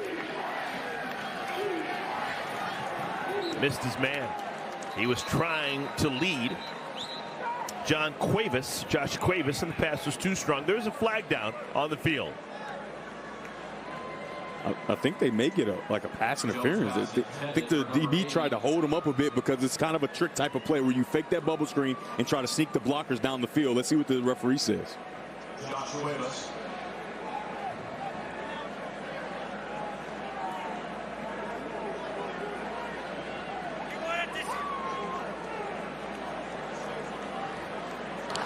Eligible player downfield. Offense number 2. The player was covered up at the snap. Fresno State has declined the penalty. Pass is incomplete. 3rd down. So it's Giancarlo Woods. That's 2 mistakes by him on the first play, the timing of him coming across and making a block, and then just misalignment. Those are things that you cannot do if you're a Cal Poly team that's already a little outmatched by Fresno State, and you're starting to get into a groove. Your defense is playing good. You can't continue to waste opportunities. We saw a bunch of those early in the first half. Lined against the 22. Here comes the blitz. And Jones goes down. Jones goes down. Gabriel Lightfoot, the true freshman, gets himself a sack.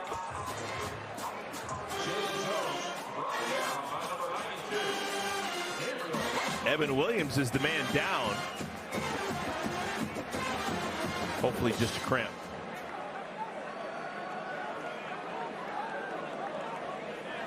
It is a hot and steamy evening in Fresno.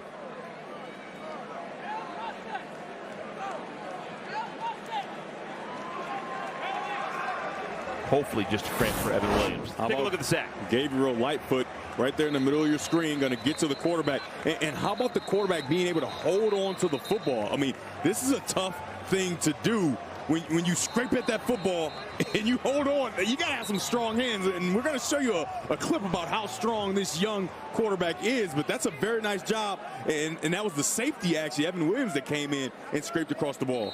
What do you give that sack to? Lavelle Bailey, who grabbed him around the ankles, or Lightfoot, who brought him down? How about a half? Half reach? Good thing I'm not the person making the decision. Official score. It's got a decision to be made.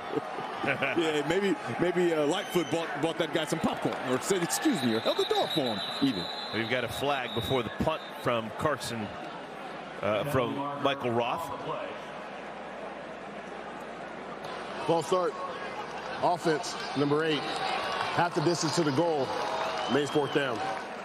I mean, this is much of the same that we saw early in the game. We thought some of this went away, but you know, these penalties that are unforced errors. In baseball, they call it error. You got to make the play, or you miss the ball just by a little bit. Here, you're just kicking yourself in the butt, taking away opportunities, and now you've got your punter who's on the edge of the back line, and this could easily turn into a safety. Roth has averaged 47 punts on his first 4 attempts with a long of 61. Gets it out of there. Not a great kick. Remigio dances to the 35, to the 34. Man, he's hard to get a hold of, isn't he? Excellent starting field position for Fresno State. They haven't scored since the first quarter. Can they change things around? Hey, you know what I say to all the other titans of tech who are making such a fuss over finally launching themselves into space? Welcome to the club. I've been putting people into spaces for years. Millions of people into millions of spaces. And that must be why Apartments.com is the center of the rental universe. Tippy, tippy toe, tippy, tippy toe. That's a big turkey. Wait a minute. There's one going up now. How many of these guys are there? Apartments.com, the place to find a place. So I climbed into the cab and then I settled down inside. I've been everywhere, man. I've been everywhere, man. I've traveled, I've had my share, man. I've been everywhere. If you can't give true love to me, I'll understand. Just it's only worth it if you enjoy it. Michelob Ultra. The Twins battle the White Sox, or the Mariners face the Guardians. It's Baseball Night in America, Saturday at 7 Eastern on Fox. As a young man, my hair started to thin. I couldn't sleep, I was stressed about it, and there were few options out there. Nutrafol is a drug-free, natural supplement that gave me my hair, my health, and my confidence back. Get growing at Nutrafol.com. Built to chew. Bite into our monthly box filled with tough toys and delicious treats designed by our canine specialists to keep your dog engaged and satisfied. Let's chew it. Get free shipping today at superchewer.com. Look at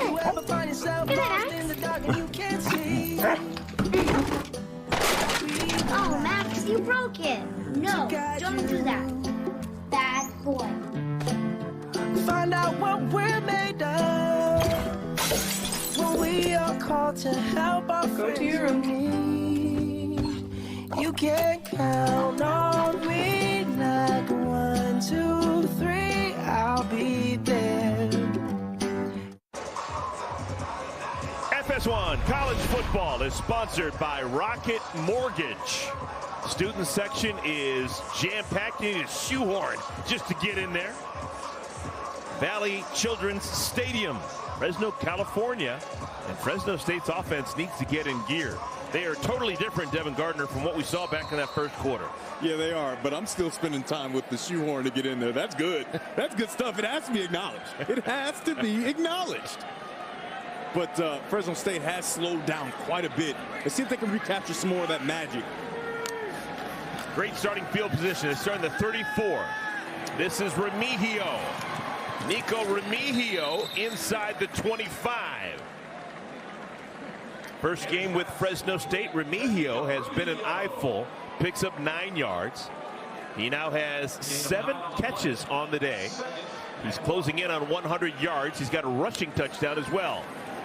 This is Mims. Hard. Right up the gut. And he's got a first down. Pickup of 6. Fresno State has had a lot of success when they go fast, especially that third touchdown drive they had. And it looks like they're trying to recapture some of that injury and get everybody going. I wouldn't be surprised if Haener doesn't take a shot down the field at some point here. Magical number for Haener. He has crossed over the 300-yard threshold. He's now at 306. Interesting, he does not have a touchdown pass. All 3 touchdowns for Fresno State coming on the ground. Mims behind Haener. There's a shot. Mims out of the backfield. Beautiful play call and execution. It's a touchdown. Fresno State.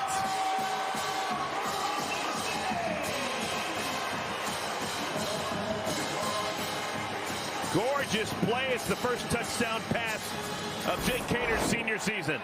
Very good job. You're going to get a play action pass, freeze it there, and then a throwback screen. Nice job by Mims. And the person that's tasked with covering Mims, well, he's chasing the quarterback because he thinks he's got a sack.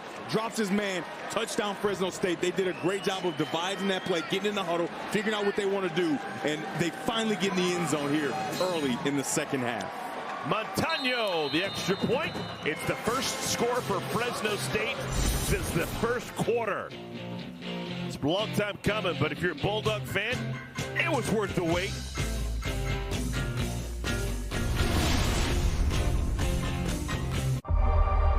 The fully electric Audi e-tron family is here. With models that fit any lifestyle and innovative ways to make your e-tron your own. Through elegant design and progressive technology, all the exhilaration, none of the compromise. The Audi e-tron family. Progress that moves you.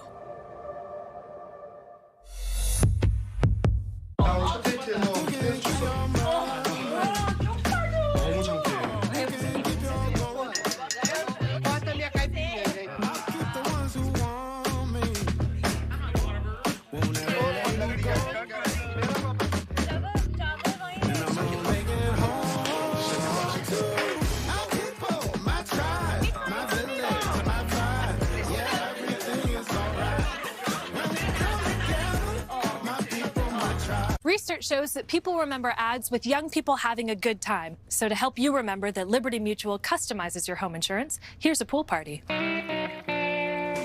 Look what I brought! Liberty Mutual! They customize your home insurance! So you only pay for what you need! Young people having a good time with insurance! Young people, good times, insurance! Only pay for what you need. Liberty, liberty, liberty, liberty. Over the middle and... Hey, that rookie corner? We were boys in college. For real? Well, I'd see him on campus a ton. Oh, yeah? I'd say, hey. He'd say, what? What's up? Because he usually was listening to music, because he loves music. You guys probably don't know that about him. Yeah, we're friends. New Astapro Allergy, now available without a prescription. Astapro is the first and only 24-hour storage-free spray. While other allergy sprays take hours, Astapro starts working in 30 minutes. So you can Astapro and go. Industrial titans, they had unboundless optimism that in America they could do this, and they went out and did it. American Dynasty, episodes streaming now exclusively on Fox Nation. Well, finally something to bang the drum about for Fresno State, their first touchdown since the first quarter, and it was a really beautiful play call. Design and execution. Oh, yeah, it was perfect. And they got that short field. Very good job by their defense, pinning Cal Poly back and having them have to punt out of the shadow of their own end zone. And we're going to take a look at that play. Like you said, it was very well designed here after the kick. Fresno State didn't score in the second quarter. They didn't score their first drive of the third quarter, but they figured out And they now lead by 21 for the second time today. Another touchback, ball to be taken to the 25 for Cal Poly.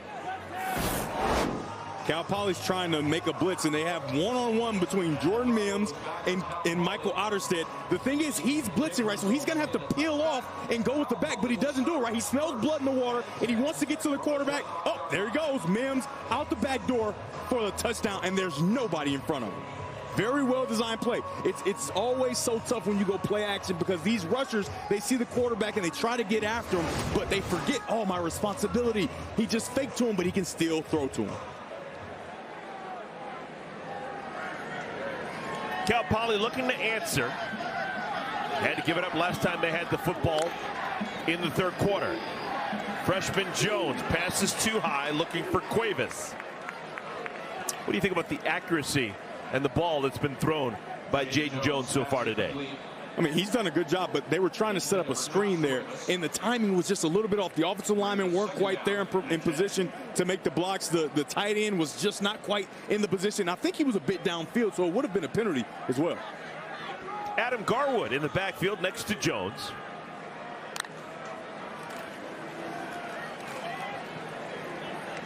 Jones did a good job getting that low snap and getting it into Garwood's belly somehow. The one thing they've gotten away from is allowing Jaden Jones to use his legs, right? That's what kept you in this game. This is what made you start to get a little bit of momentum, and we just haven't seen him be able to use his legs since the end of the second quarter. Jones leaves the pocket, has the first down. Devin, you see things. You're a visionary. I mean, how about the announcer's curse working in the favor of someone out there? And the benefactor is Jaden Jones. Does a great job. He's done it all day. Dropping back, getting through his reads. He goes right, then he goes middle, then he goes left, and now he's out. And this guy can make plays. They have to continue to give him the opportunity in some design situation to use his legs and pick up yardage for Cal Poly. Out of the backfield, Garwood. The pass was high and sniffed out, and so it's a nominal gain. Lavelle Bailey pushes him out of bounds. Bailey's had a nice day. We've talked about him quite a bit. Senior leader from Sacramento. David Perales almost had an interception for a touchdown in the defensive end position. Those big hands went up in the air. Very nice job by Jaden Jones just to navigate that throw right over his fingertips. 5 receivers in the game. Jones, plenty of time to survey the field, calls his own number, and a head first dive. All right. Are we completely sure that Jaden Jones doesn't have a mic in his headset listening to me? I don't know, because as soon as I said it, now he's moving all around, get back to the way he was playing earlier in the first half. Little quick hitter, maybe trying to catch Fresno State unawares. Fresno State actually was slow to substitute. And I think Jones is trying to get a quick snap and maybe get too many men on the field for Fresno State. It didn't work. They do get 4 yards on first down. They were also successful running the ball in that first half, and it was in situations such as this when they're starting to move the ball, and then you hit them with a quick hitter with the running back up the gut. Jones slings it. That was almost like a sidearm pass, trying to get it to Woods. And Lil-J Early was on the coverage. Did a good job to break it up. Look at the different arm angles. See that by Jones? That was impressive. Yeah, absolutely. And Woods, yet again, he runs a kind of a crossing pattern, but he's leaking up the field, trying to leave without the ball, and he creates no space between him and the defender. And so now he creates a bang-bang combat catch rather than being able to catch that ball and protect himself. 3rd down and 6. Line to gains the 40. This will be the 9th play of the drive. Uh-oh. Jones sensed pressure, just got it out, but it was nowhere close to Woods. It's now 4th down.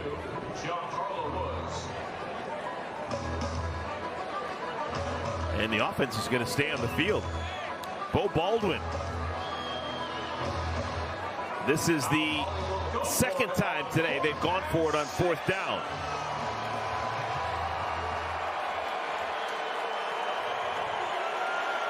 You got one-on-ones all across the field, and Fresno is going to bring pressure. This ball has to come out.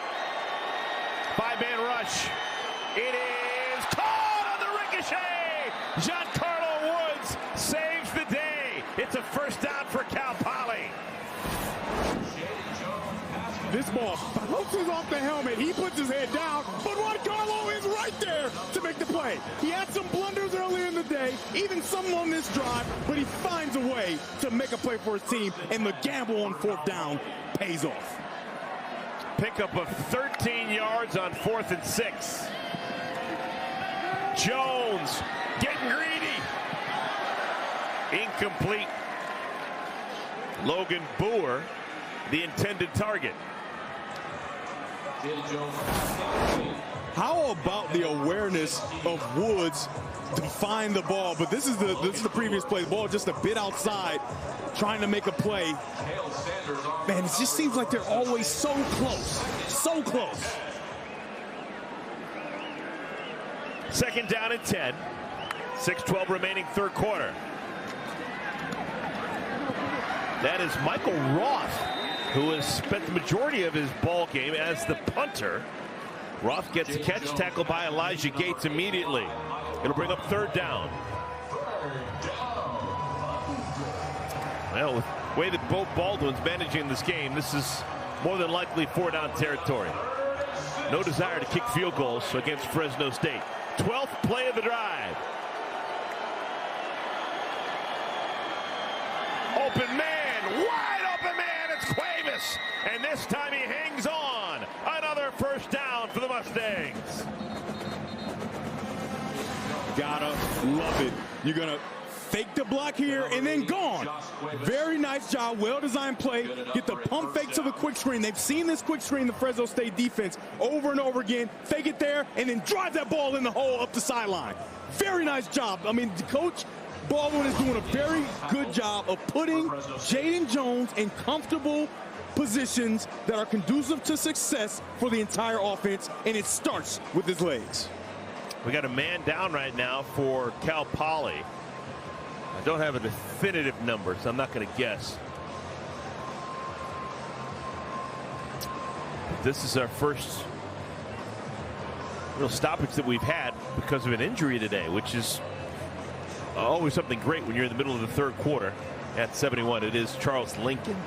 He is the junior left tackle, voted to be one of the captains this year. Big part of what Cal Poly is trying to do.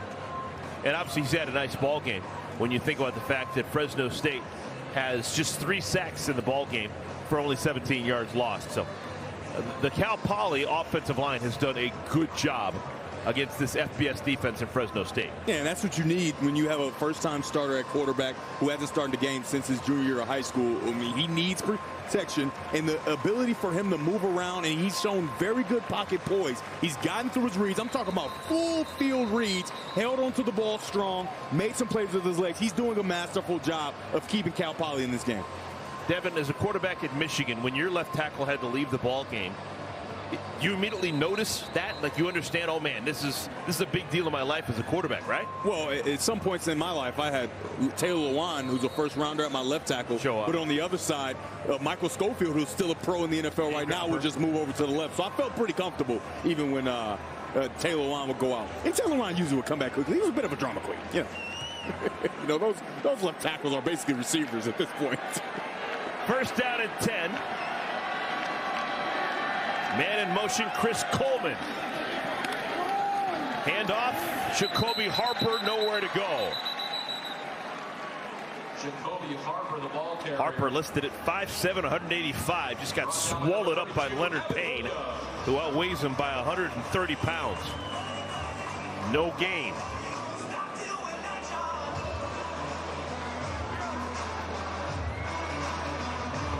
We've gone under the 5-minute mark of our 3rd quarter.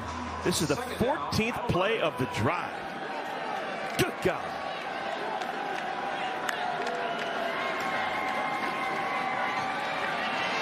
Jones. Oh, man. He was looking for Bryson Allen, who caught the touchdown back in the 2nd quarter. And that was a Nolan Ryan fastball from about 5 feet away. Yeah, I mean, that's exactly what you wanted. He started his eyes left, and then he sees the shallow cross coming around. And I don't know, because it didn't look like it, in real time, it looked like it had a bunch of steam, but that looks like a catchable ball, and we got a guy trying to make a play with one hand and get on YouTube rather than making a play for his team. 3rd down and 10. Harper in the backfield with Jones. Delayed handoff to Harper. I like it. Jacoby's down to the 5. Oh, they didn't quite get there. It's going to bring a 4th down and 3. You've already gone for it once on 4th down in this drive. Do you do it again? Remember, they were down here in this same situation earlier in the game in the first half, and they did not use the legs of Jaden Jones. Use the legs of Jaden Jones. There's no option here. You make sure you put him on the move and give him the option of running or throwing rather than just keeping him in the pocket.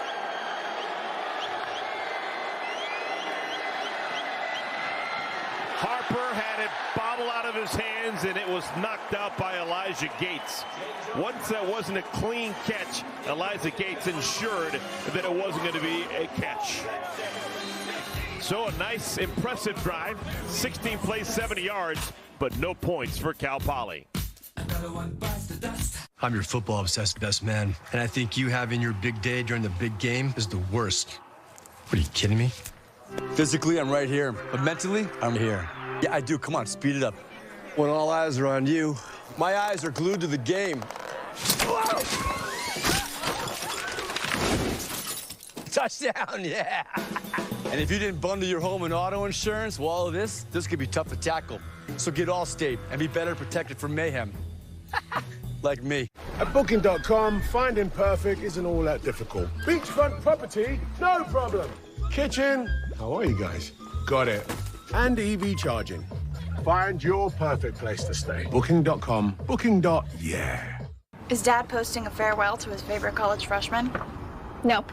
He's switching his choice cashback category to gas. The road to college can be emotional, but also rewarding. With the Bank of America customized cash rewards card, you just can't stop getting rewarded.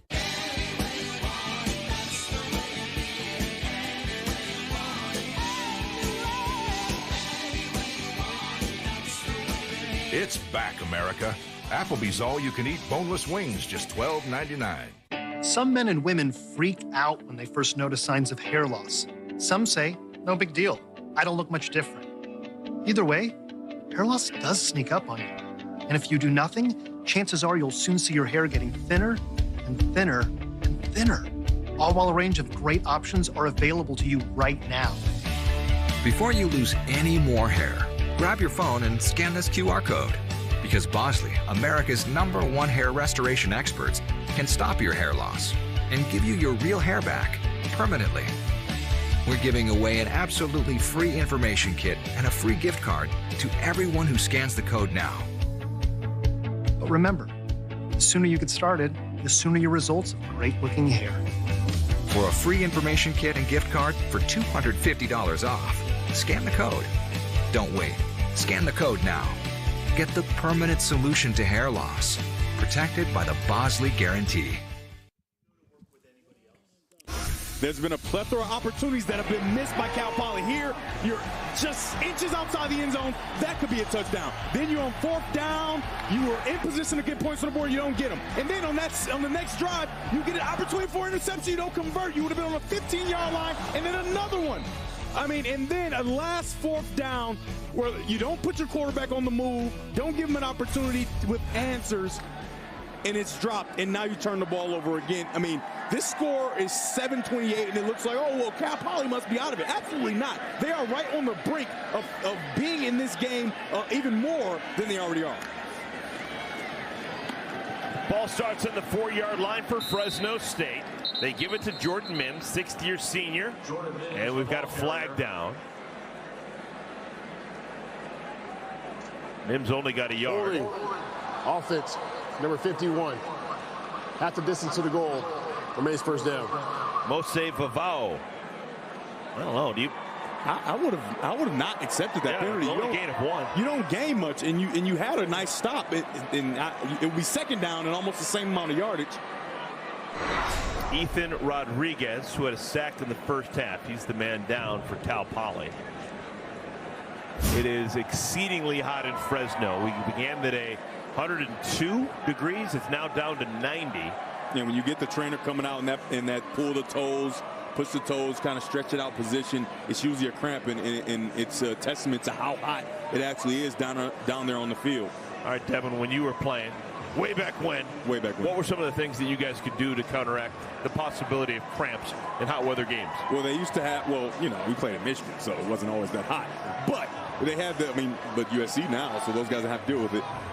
They had the electrolytes, the super salty Gatorade, and you would drink that, and we would have pickles the night before. You eat a bunch of pickles the night before. That's a lot of the different remedies you can do. Pickle juice obviously keeps the cramp away. So there are the Gatorade buckets. I'm just telling you, one of those buckets has the salty stuff in it. So Rodriguez is out of the ball game. We play on. Second down. And the run. Look at this powerful running by Jordan Mims. And Mims bangs across the 15 to the 19-yard line. Dustin Grind with the tackle, but not before a gain of 14. Guard and tackle do a great job of clearing that hole and allowing Mims to get to the second level. And if you let a guy like Mims get to the second level without being touched, he's going to pick up huge chunks of yardage every time. Mims has gotten the bulk of the carries with no Ronnie Rivers, who has moved on. It is Mims' job. It's a nice talent. He's got a chance to have a nice year this year. Jalen Moreno Cropper with that catch. Let's talk a little bit about Jake Haener. He's gone over 300 yards once again. It's becoming kind of a thing. His 13th 300-yard game ties for second all-time in school history with someone you've heard of before. Who do you think is first? Well, David Carr is tied for second, so I'm assuming Derek would be the other one, right? Yeah, absolutely. Those two guys own all the records here at Fresno State.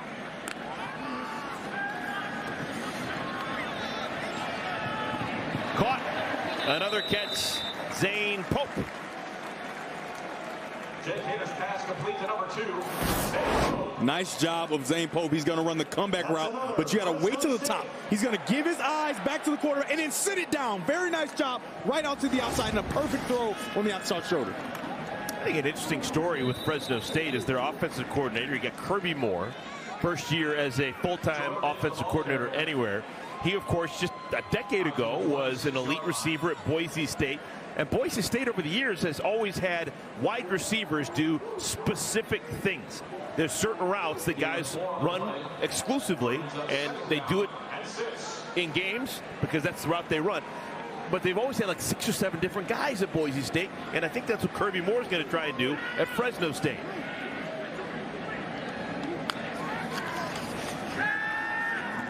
Yeah, a lot of activity. Everyone's involved. Eric Brooks, a couple of spinoramas, and he's got the first down. That's another Fresno State. Back to it. Get the ball out quickly. The ball's out of Haener's hands, and now you allow your talented outside receivers, inside receivers to make plays. He's making guys miss. Now Cal Poly have finally found a way to get guys to the ball, but now he's making guys miss. Devin Gardner, I've been dimes to donuts. If I look back to your college career, there was never a game when you completed passes to 9 different players. But that's just the way Fresno State's going to do it. Already 9 different guys have caught balls, and it seems like everyone is a legitimate weapon. Haener can't get to the 50 before he's run out of bounds. Haener, the ball carrier. How about this? It's a really cool note. It's not just Jake Haener who's doing it, but both quarterbacks have completed passes to 9 different receivers. And actually, I'm probably more impressed with Jones. 9 different receivers and 14 completions. I mean, this is a clinic on how to distribute the ball all around the yard. Very nice job by both these quarterbacks. And that 14 of 30 is a bit deceiving for Jaden Jones. He's been accurate. He's been putting the ball in the right place. He's had some drops and different things like that. Second down and 6. Speed sweep Remigio. And look at Remigio lowering the shoulder. Man, he went toe-to-toe.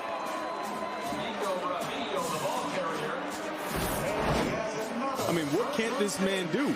You know, he set him up in the first half with all the jumping over, and now, boom!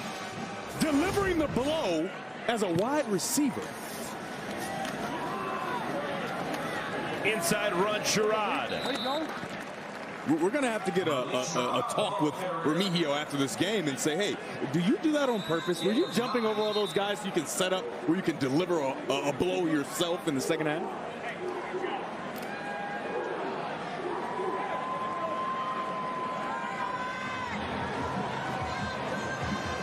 Got a man down again. It's Dante Bull.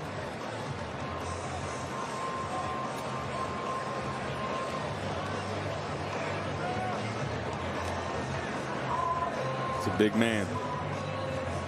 Sixth-year senior's been around. He's not used to this hot weather. He's from British Columbia, Victoria, BC.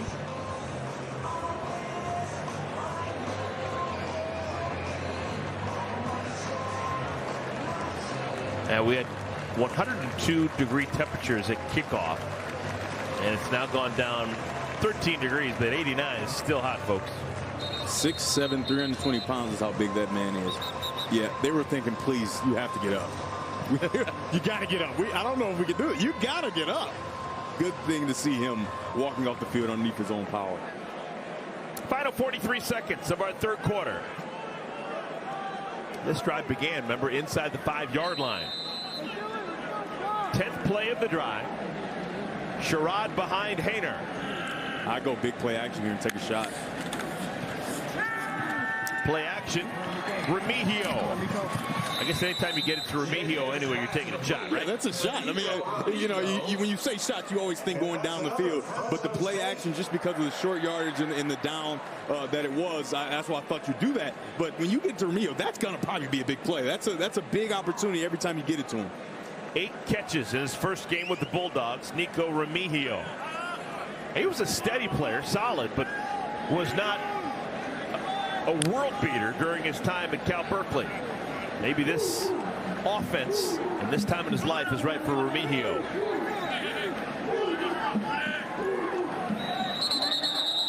All right, that's going to do it for our third quarter of play. Fresno State back on the beam. They outscored Cal Poly 7-0 in our third quarter, and now they're going to be knocking on the door when we come back for the fourth.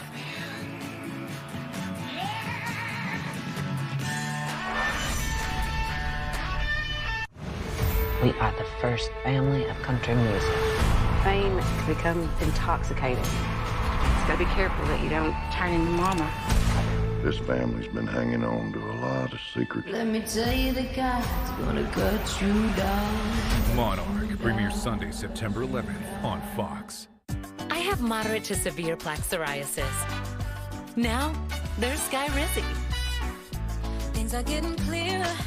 I feel free to bear my skin. Yeah, that's on me. Nothing and me go hand in hand. Nothing on my skin. That's my new plan. Nothing is everyday. Achieve clearer skin with Skyrizi. 3 out of 4 people achieved 90% clearer skin at 4 months. In another study, most people had 90% clearer skin even at 4 years. And Skyrizi is just 4 doses a year after 2 starter doses. It's my moment, so I just gotta say. Serious allergic reactions and an increased risk of infections or a lower ability to fight them may occur. Tell your doctor if you have an infection or symptoms, had a vaccine, or plan to. Now's the time to ask your doctor about Skyrizi, the #1 dermatologist prescribed biologic. Learn how AbbVie could help you save. Ooh, little fall photo sesh I see. Hey, I know. Everybody say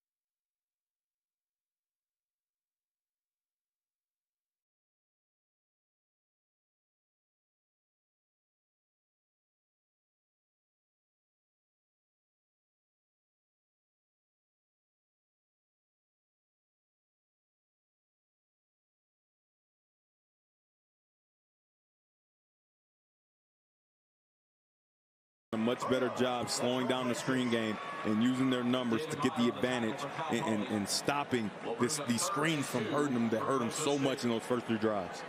Average yards per play so far in the ball game for Fresno State, 7.2 yards per play.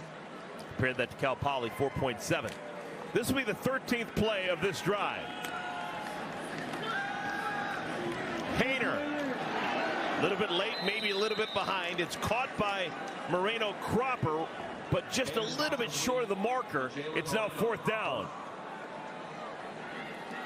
Jacob Jones. Yeah, this is Moreno. You know, you're trying to hold him up with the throw because you can see what he cannot. You can see that defender bearing down on him. And on zone defense with those shallow crosses, you usually want to sit that route down so that you get a nice, easy target for the first down. But he stayed on the move, and Hayner tried to protect him by throwing it behind. But not to get 4th down. 4th and 1. Mims easily gets the first down. Cal Poly had to play that down without Jacob Jones, who lost his shoe.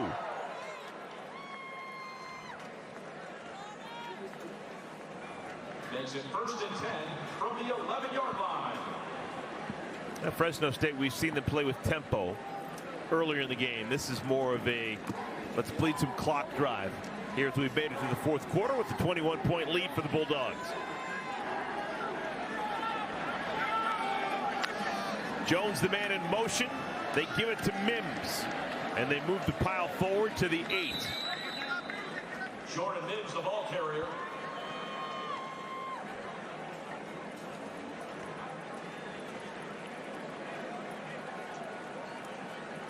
Last year, Fresno State 10-3, 6-2 in the Mountain West. Kalen DeBoer, head coach, he moved on. Jeff Tedford, Johnny on the spots, and I'm ready to go. I'd like to come back. And that's why there's so much optimism with Fresno State this year. Talented team from a year ago. A lot of wonderful players returning, and a familiar, respected face in Jeff Tedford back on the sideline. Hayner, touchdown! Raymond Powell!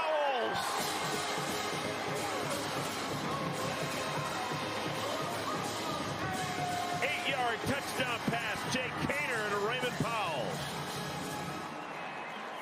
These are those 2nd and 3rd play opportunities that you get when you can have your quarterback moving. This is the 4th play of this play. He's trying to find somebody. When the quarterback gets on the move, it makes it super difficult for the defenders to stay with their man. Great job by Hayner getting outside, finding his man.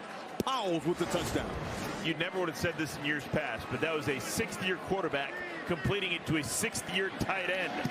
12 years. 16 plays, 95 yards, 6 minutes and 52 taking up the game clock.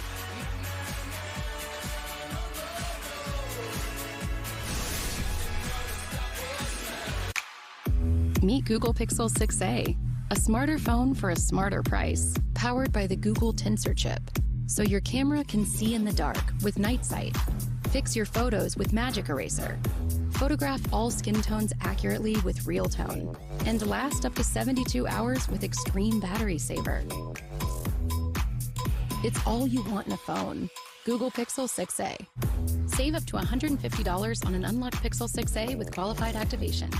Dad, which one's your favorite?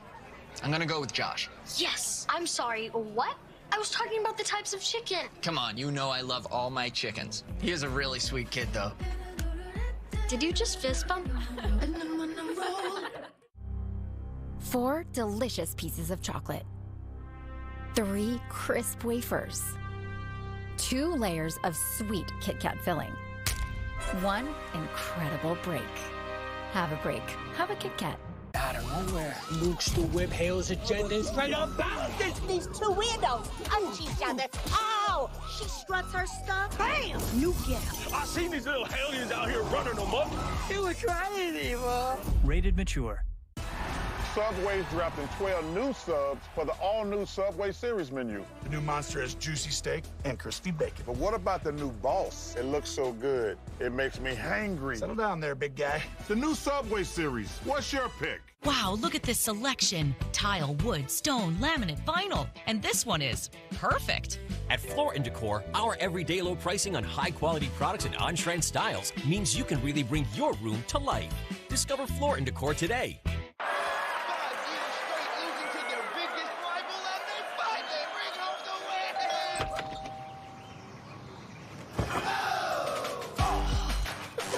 That's poison ivy.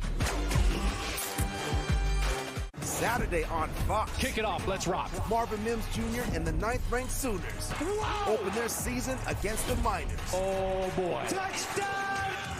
UTEP, Oklahoma. Saturday at 3:30 Eastern on Fox.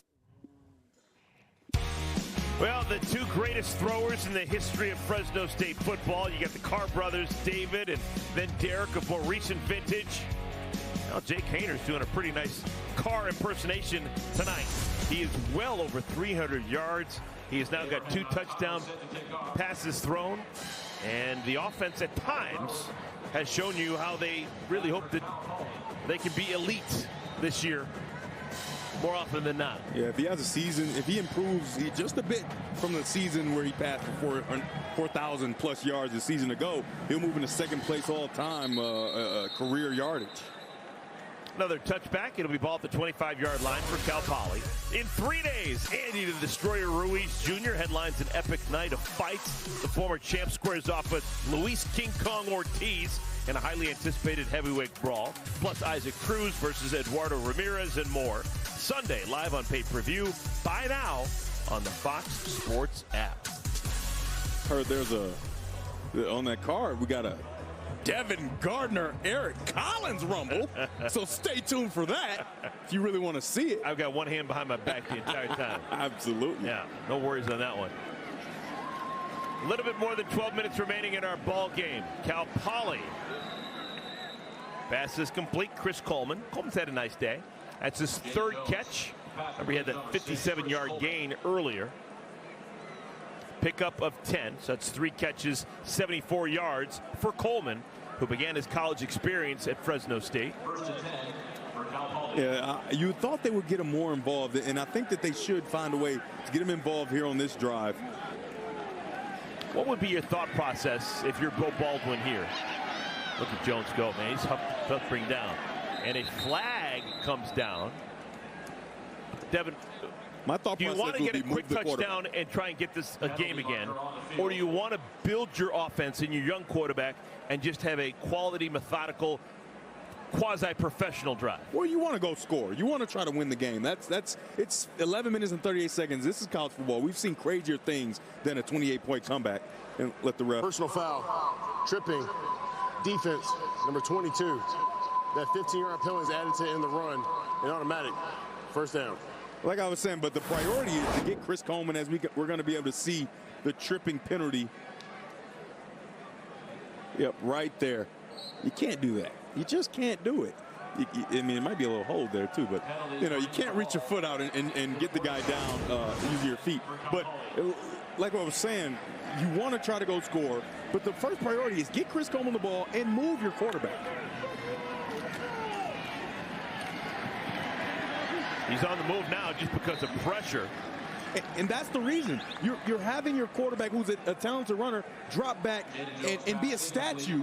You're forcing him into this style of play that is not conducive to success just because they can't protect him forever. If they know that they're going to be there and they know you got to pass the ball, the defensive line is going to pin the ears back, and now they're just racing after your quarterback. You have to find a way to keep them off balance, and you can do that with movement. 2nd down and 10.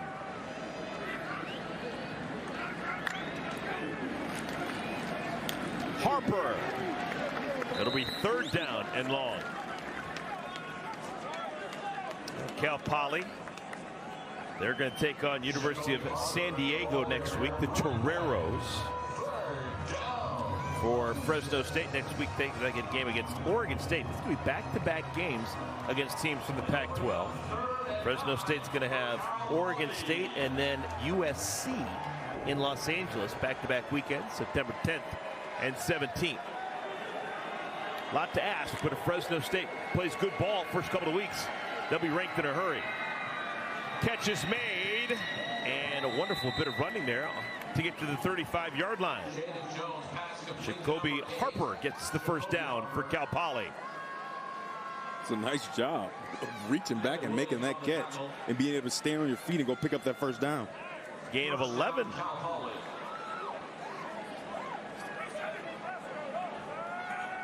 Uncovered at the top on Woods. Complete. Allen. Bryson Allen. He's got Cal Poly's only touchdown. He looks the part. 6'2", 190 pounds, 22 yards on that gainer.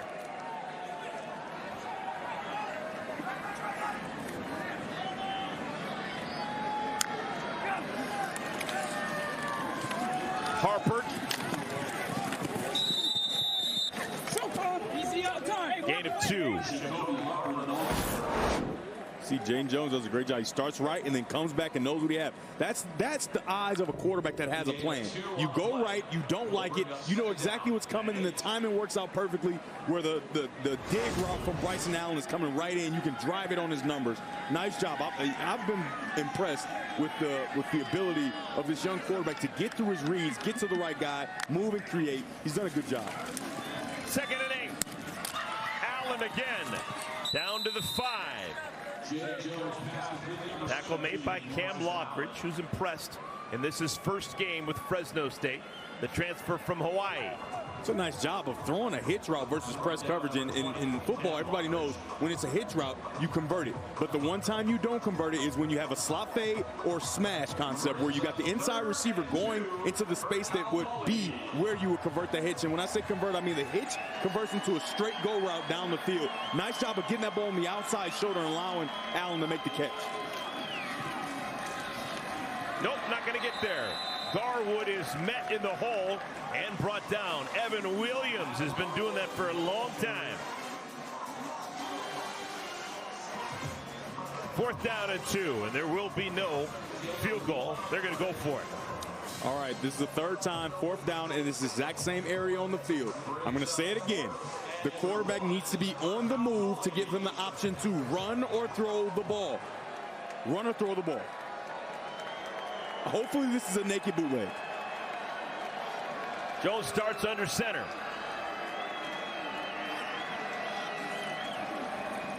There you go. There you go. Your naked bootleg.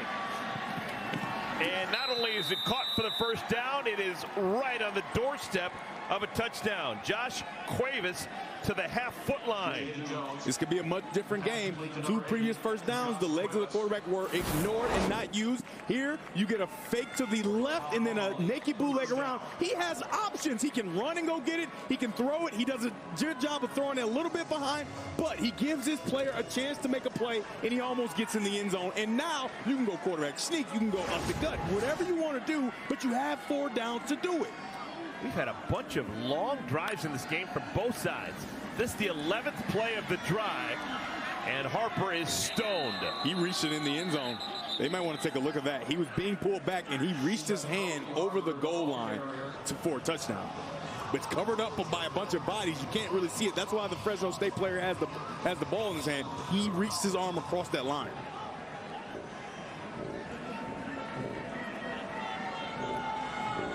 No gain on the play. 2nd and goal. 7:10 remaining in our 4th quarter.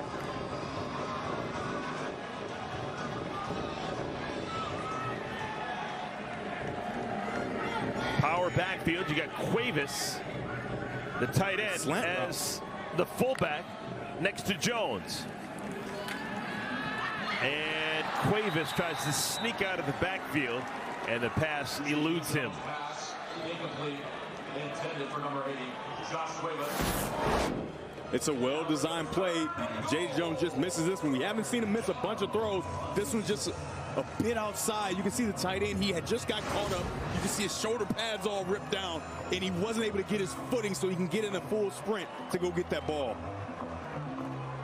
Jaden Jones did a good job of trying to give it air and let it and kind of loft it over there. I mean, how much higher can you throw the ball? That's the question.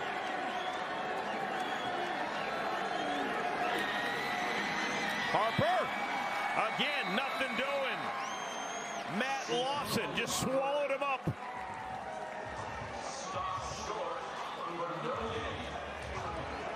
All right, here we are again.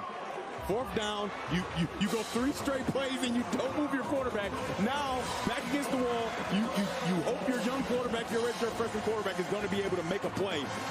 But he said it again. Got to put him on the move and give him options and allow this young guy to create. He's proven that he can be trusted, and after this break, we'll see if the Cal Poly offense can finish off this drive.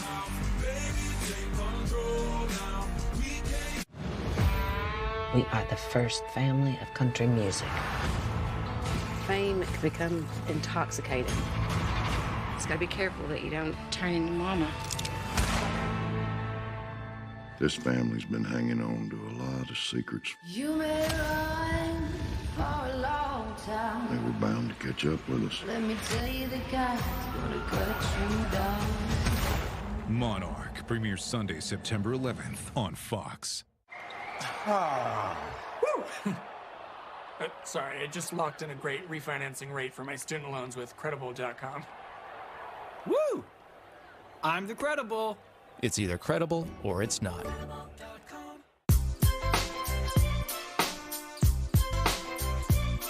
Wasn't me. You're never responsible for unauthorized purchases on your Discover card. Finished? Of course not. You know crispy, juicy, tender Rookie. You know the crumbs at the bottom of the bag are the finale to your McDonald's crispy chicken sandwich. Ba-da-ba-ba-ba. New Bud Light Seltzer Hard Soda. Classic cola. Wow, that's some loud flavor. What just happened? Bud Light Seltzer Hard Soda. Loudest flavors ever. Kids don't always take the best care of school supplies. So save money shopping back to school on Amazon while they...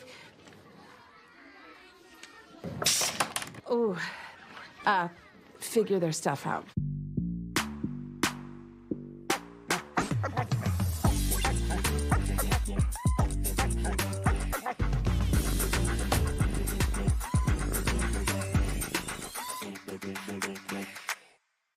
Football, beer, wings. Yes. Boneless wings on pizza. TVs, overtime, wings on pizza. Sauce, friends, wings on pizza. Wings, pizza, pizza, wings, wings, beer, and now pizza! B-Dubs is the only place for football. Cal Poly has the football knocking on the doorstep. It is 4th down and goal. Red zone has been a difficult situation for Cal Poly, Devin. They've had their chances and just haven't gotten it done. Yeah, they're not using the full skill set of their quarterback. Hopefully on this play, they get him on the move and allow him to have choices, options, and allow him to make the play right. 4th and goal. Sprint left option. Nope. They go right up the gut, and Evan Williams spoils things again. The senior safety has been remarkable here in the second half, and he almost single-handedly spoiled that.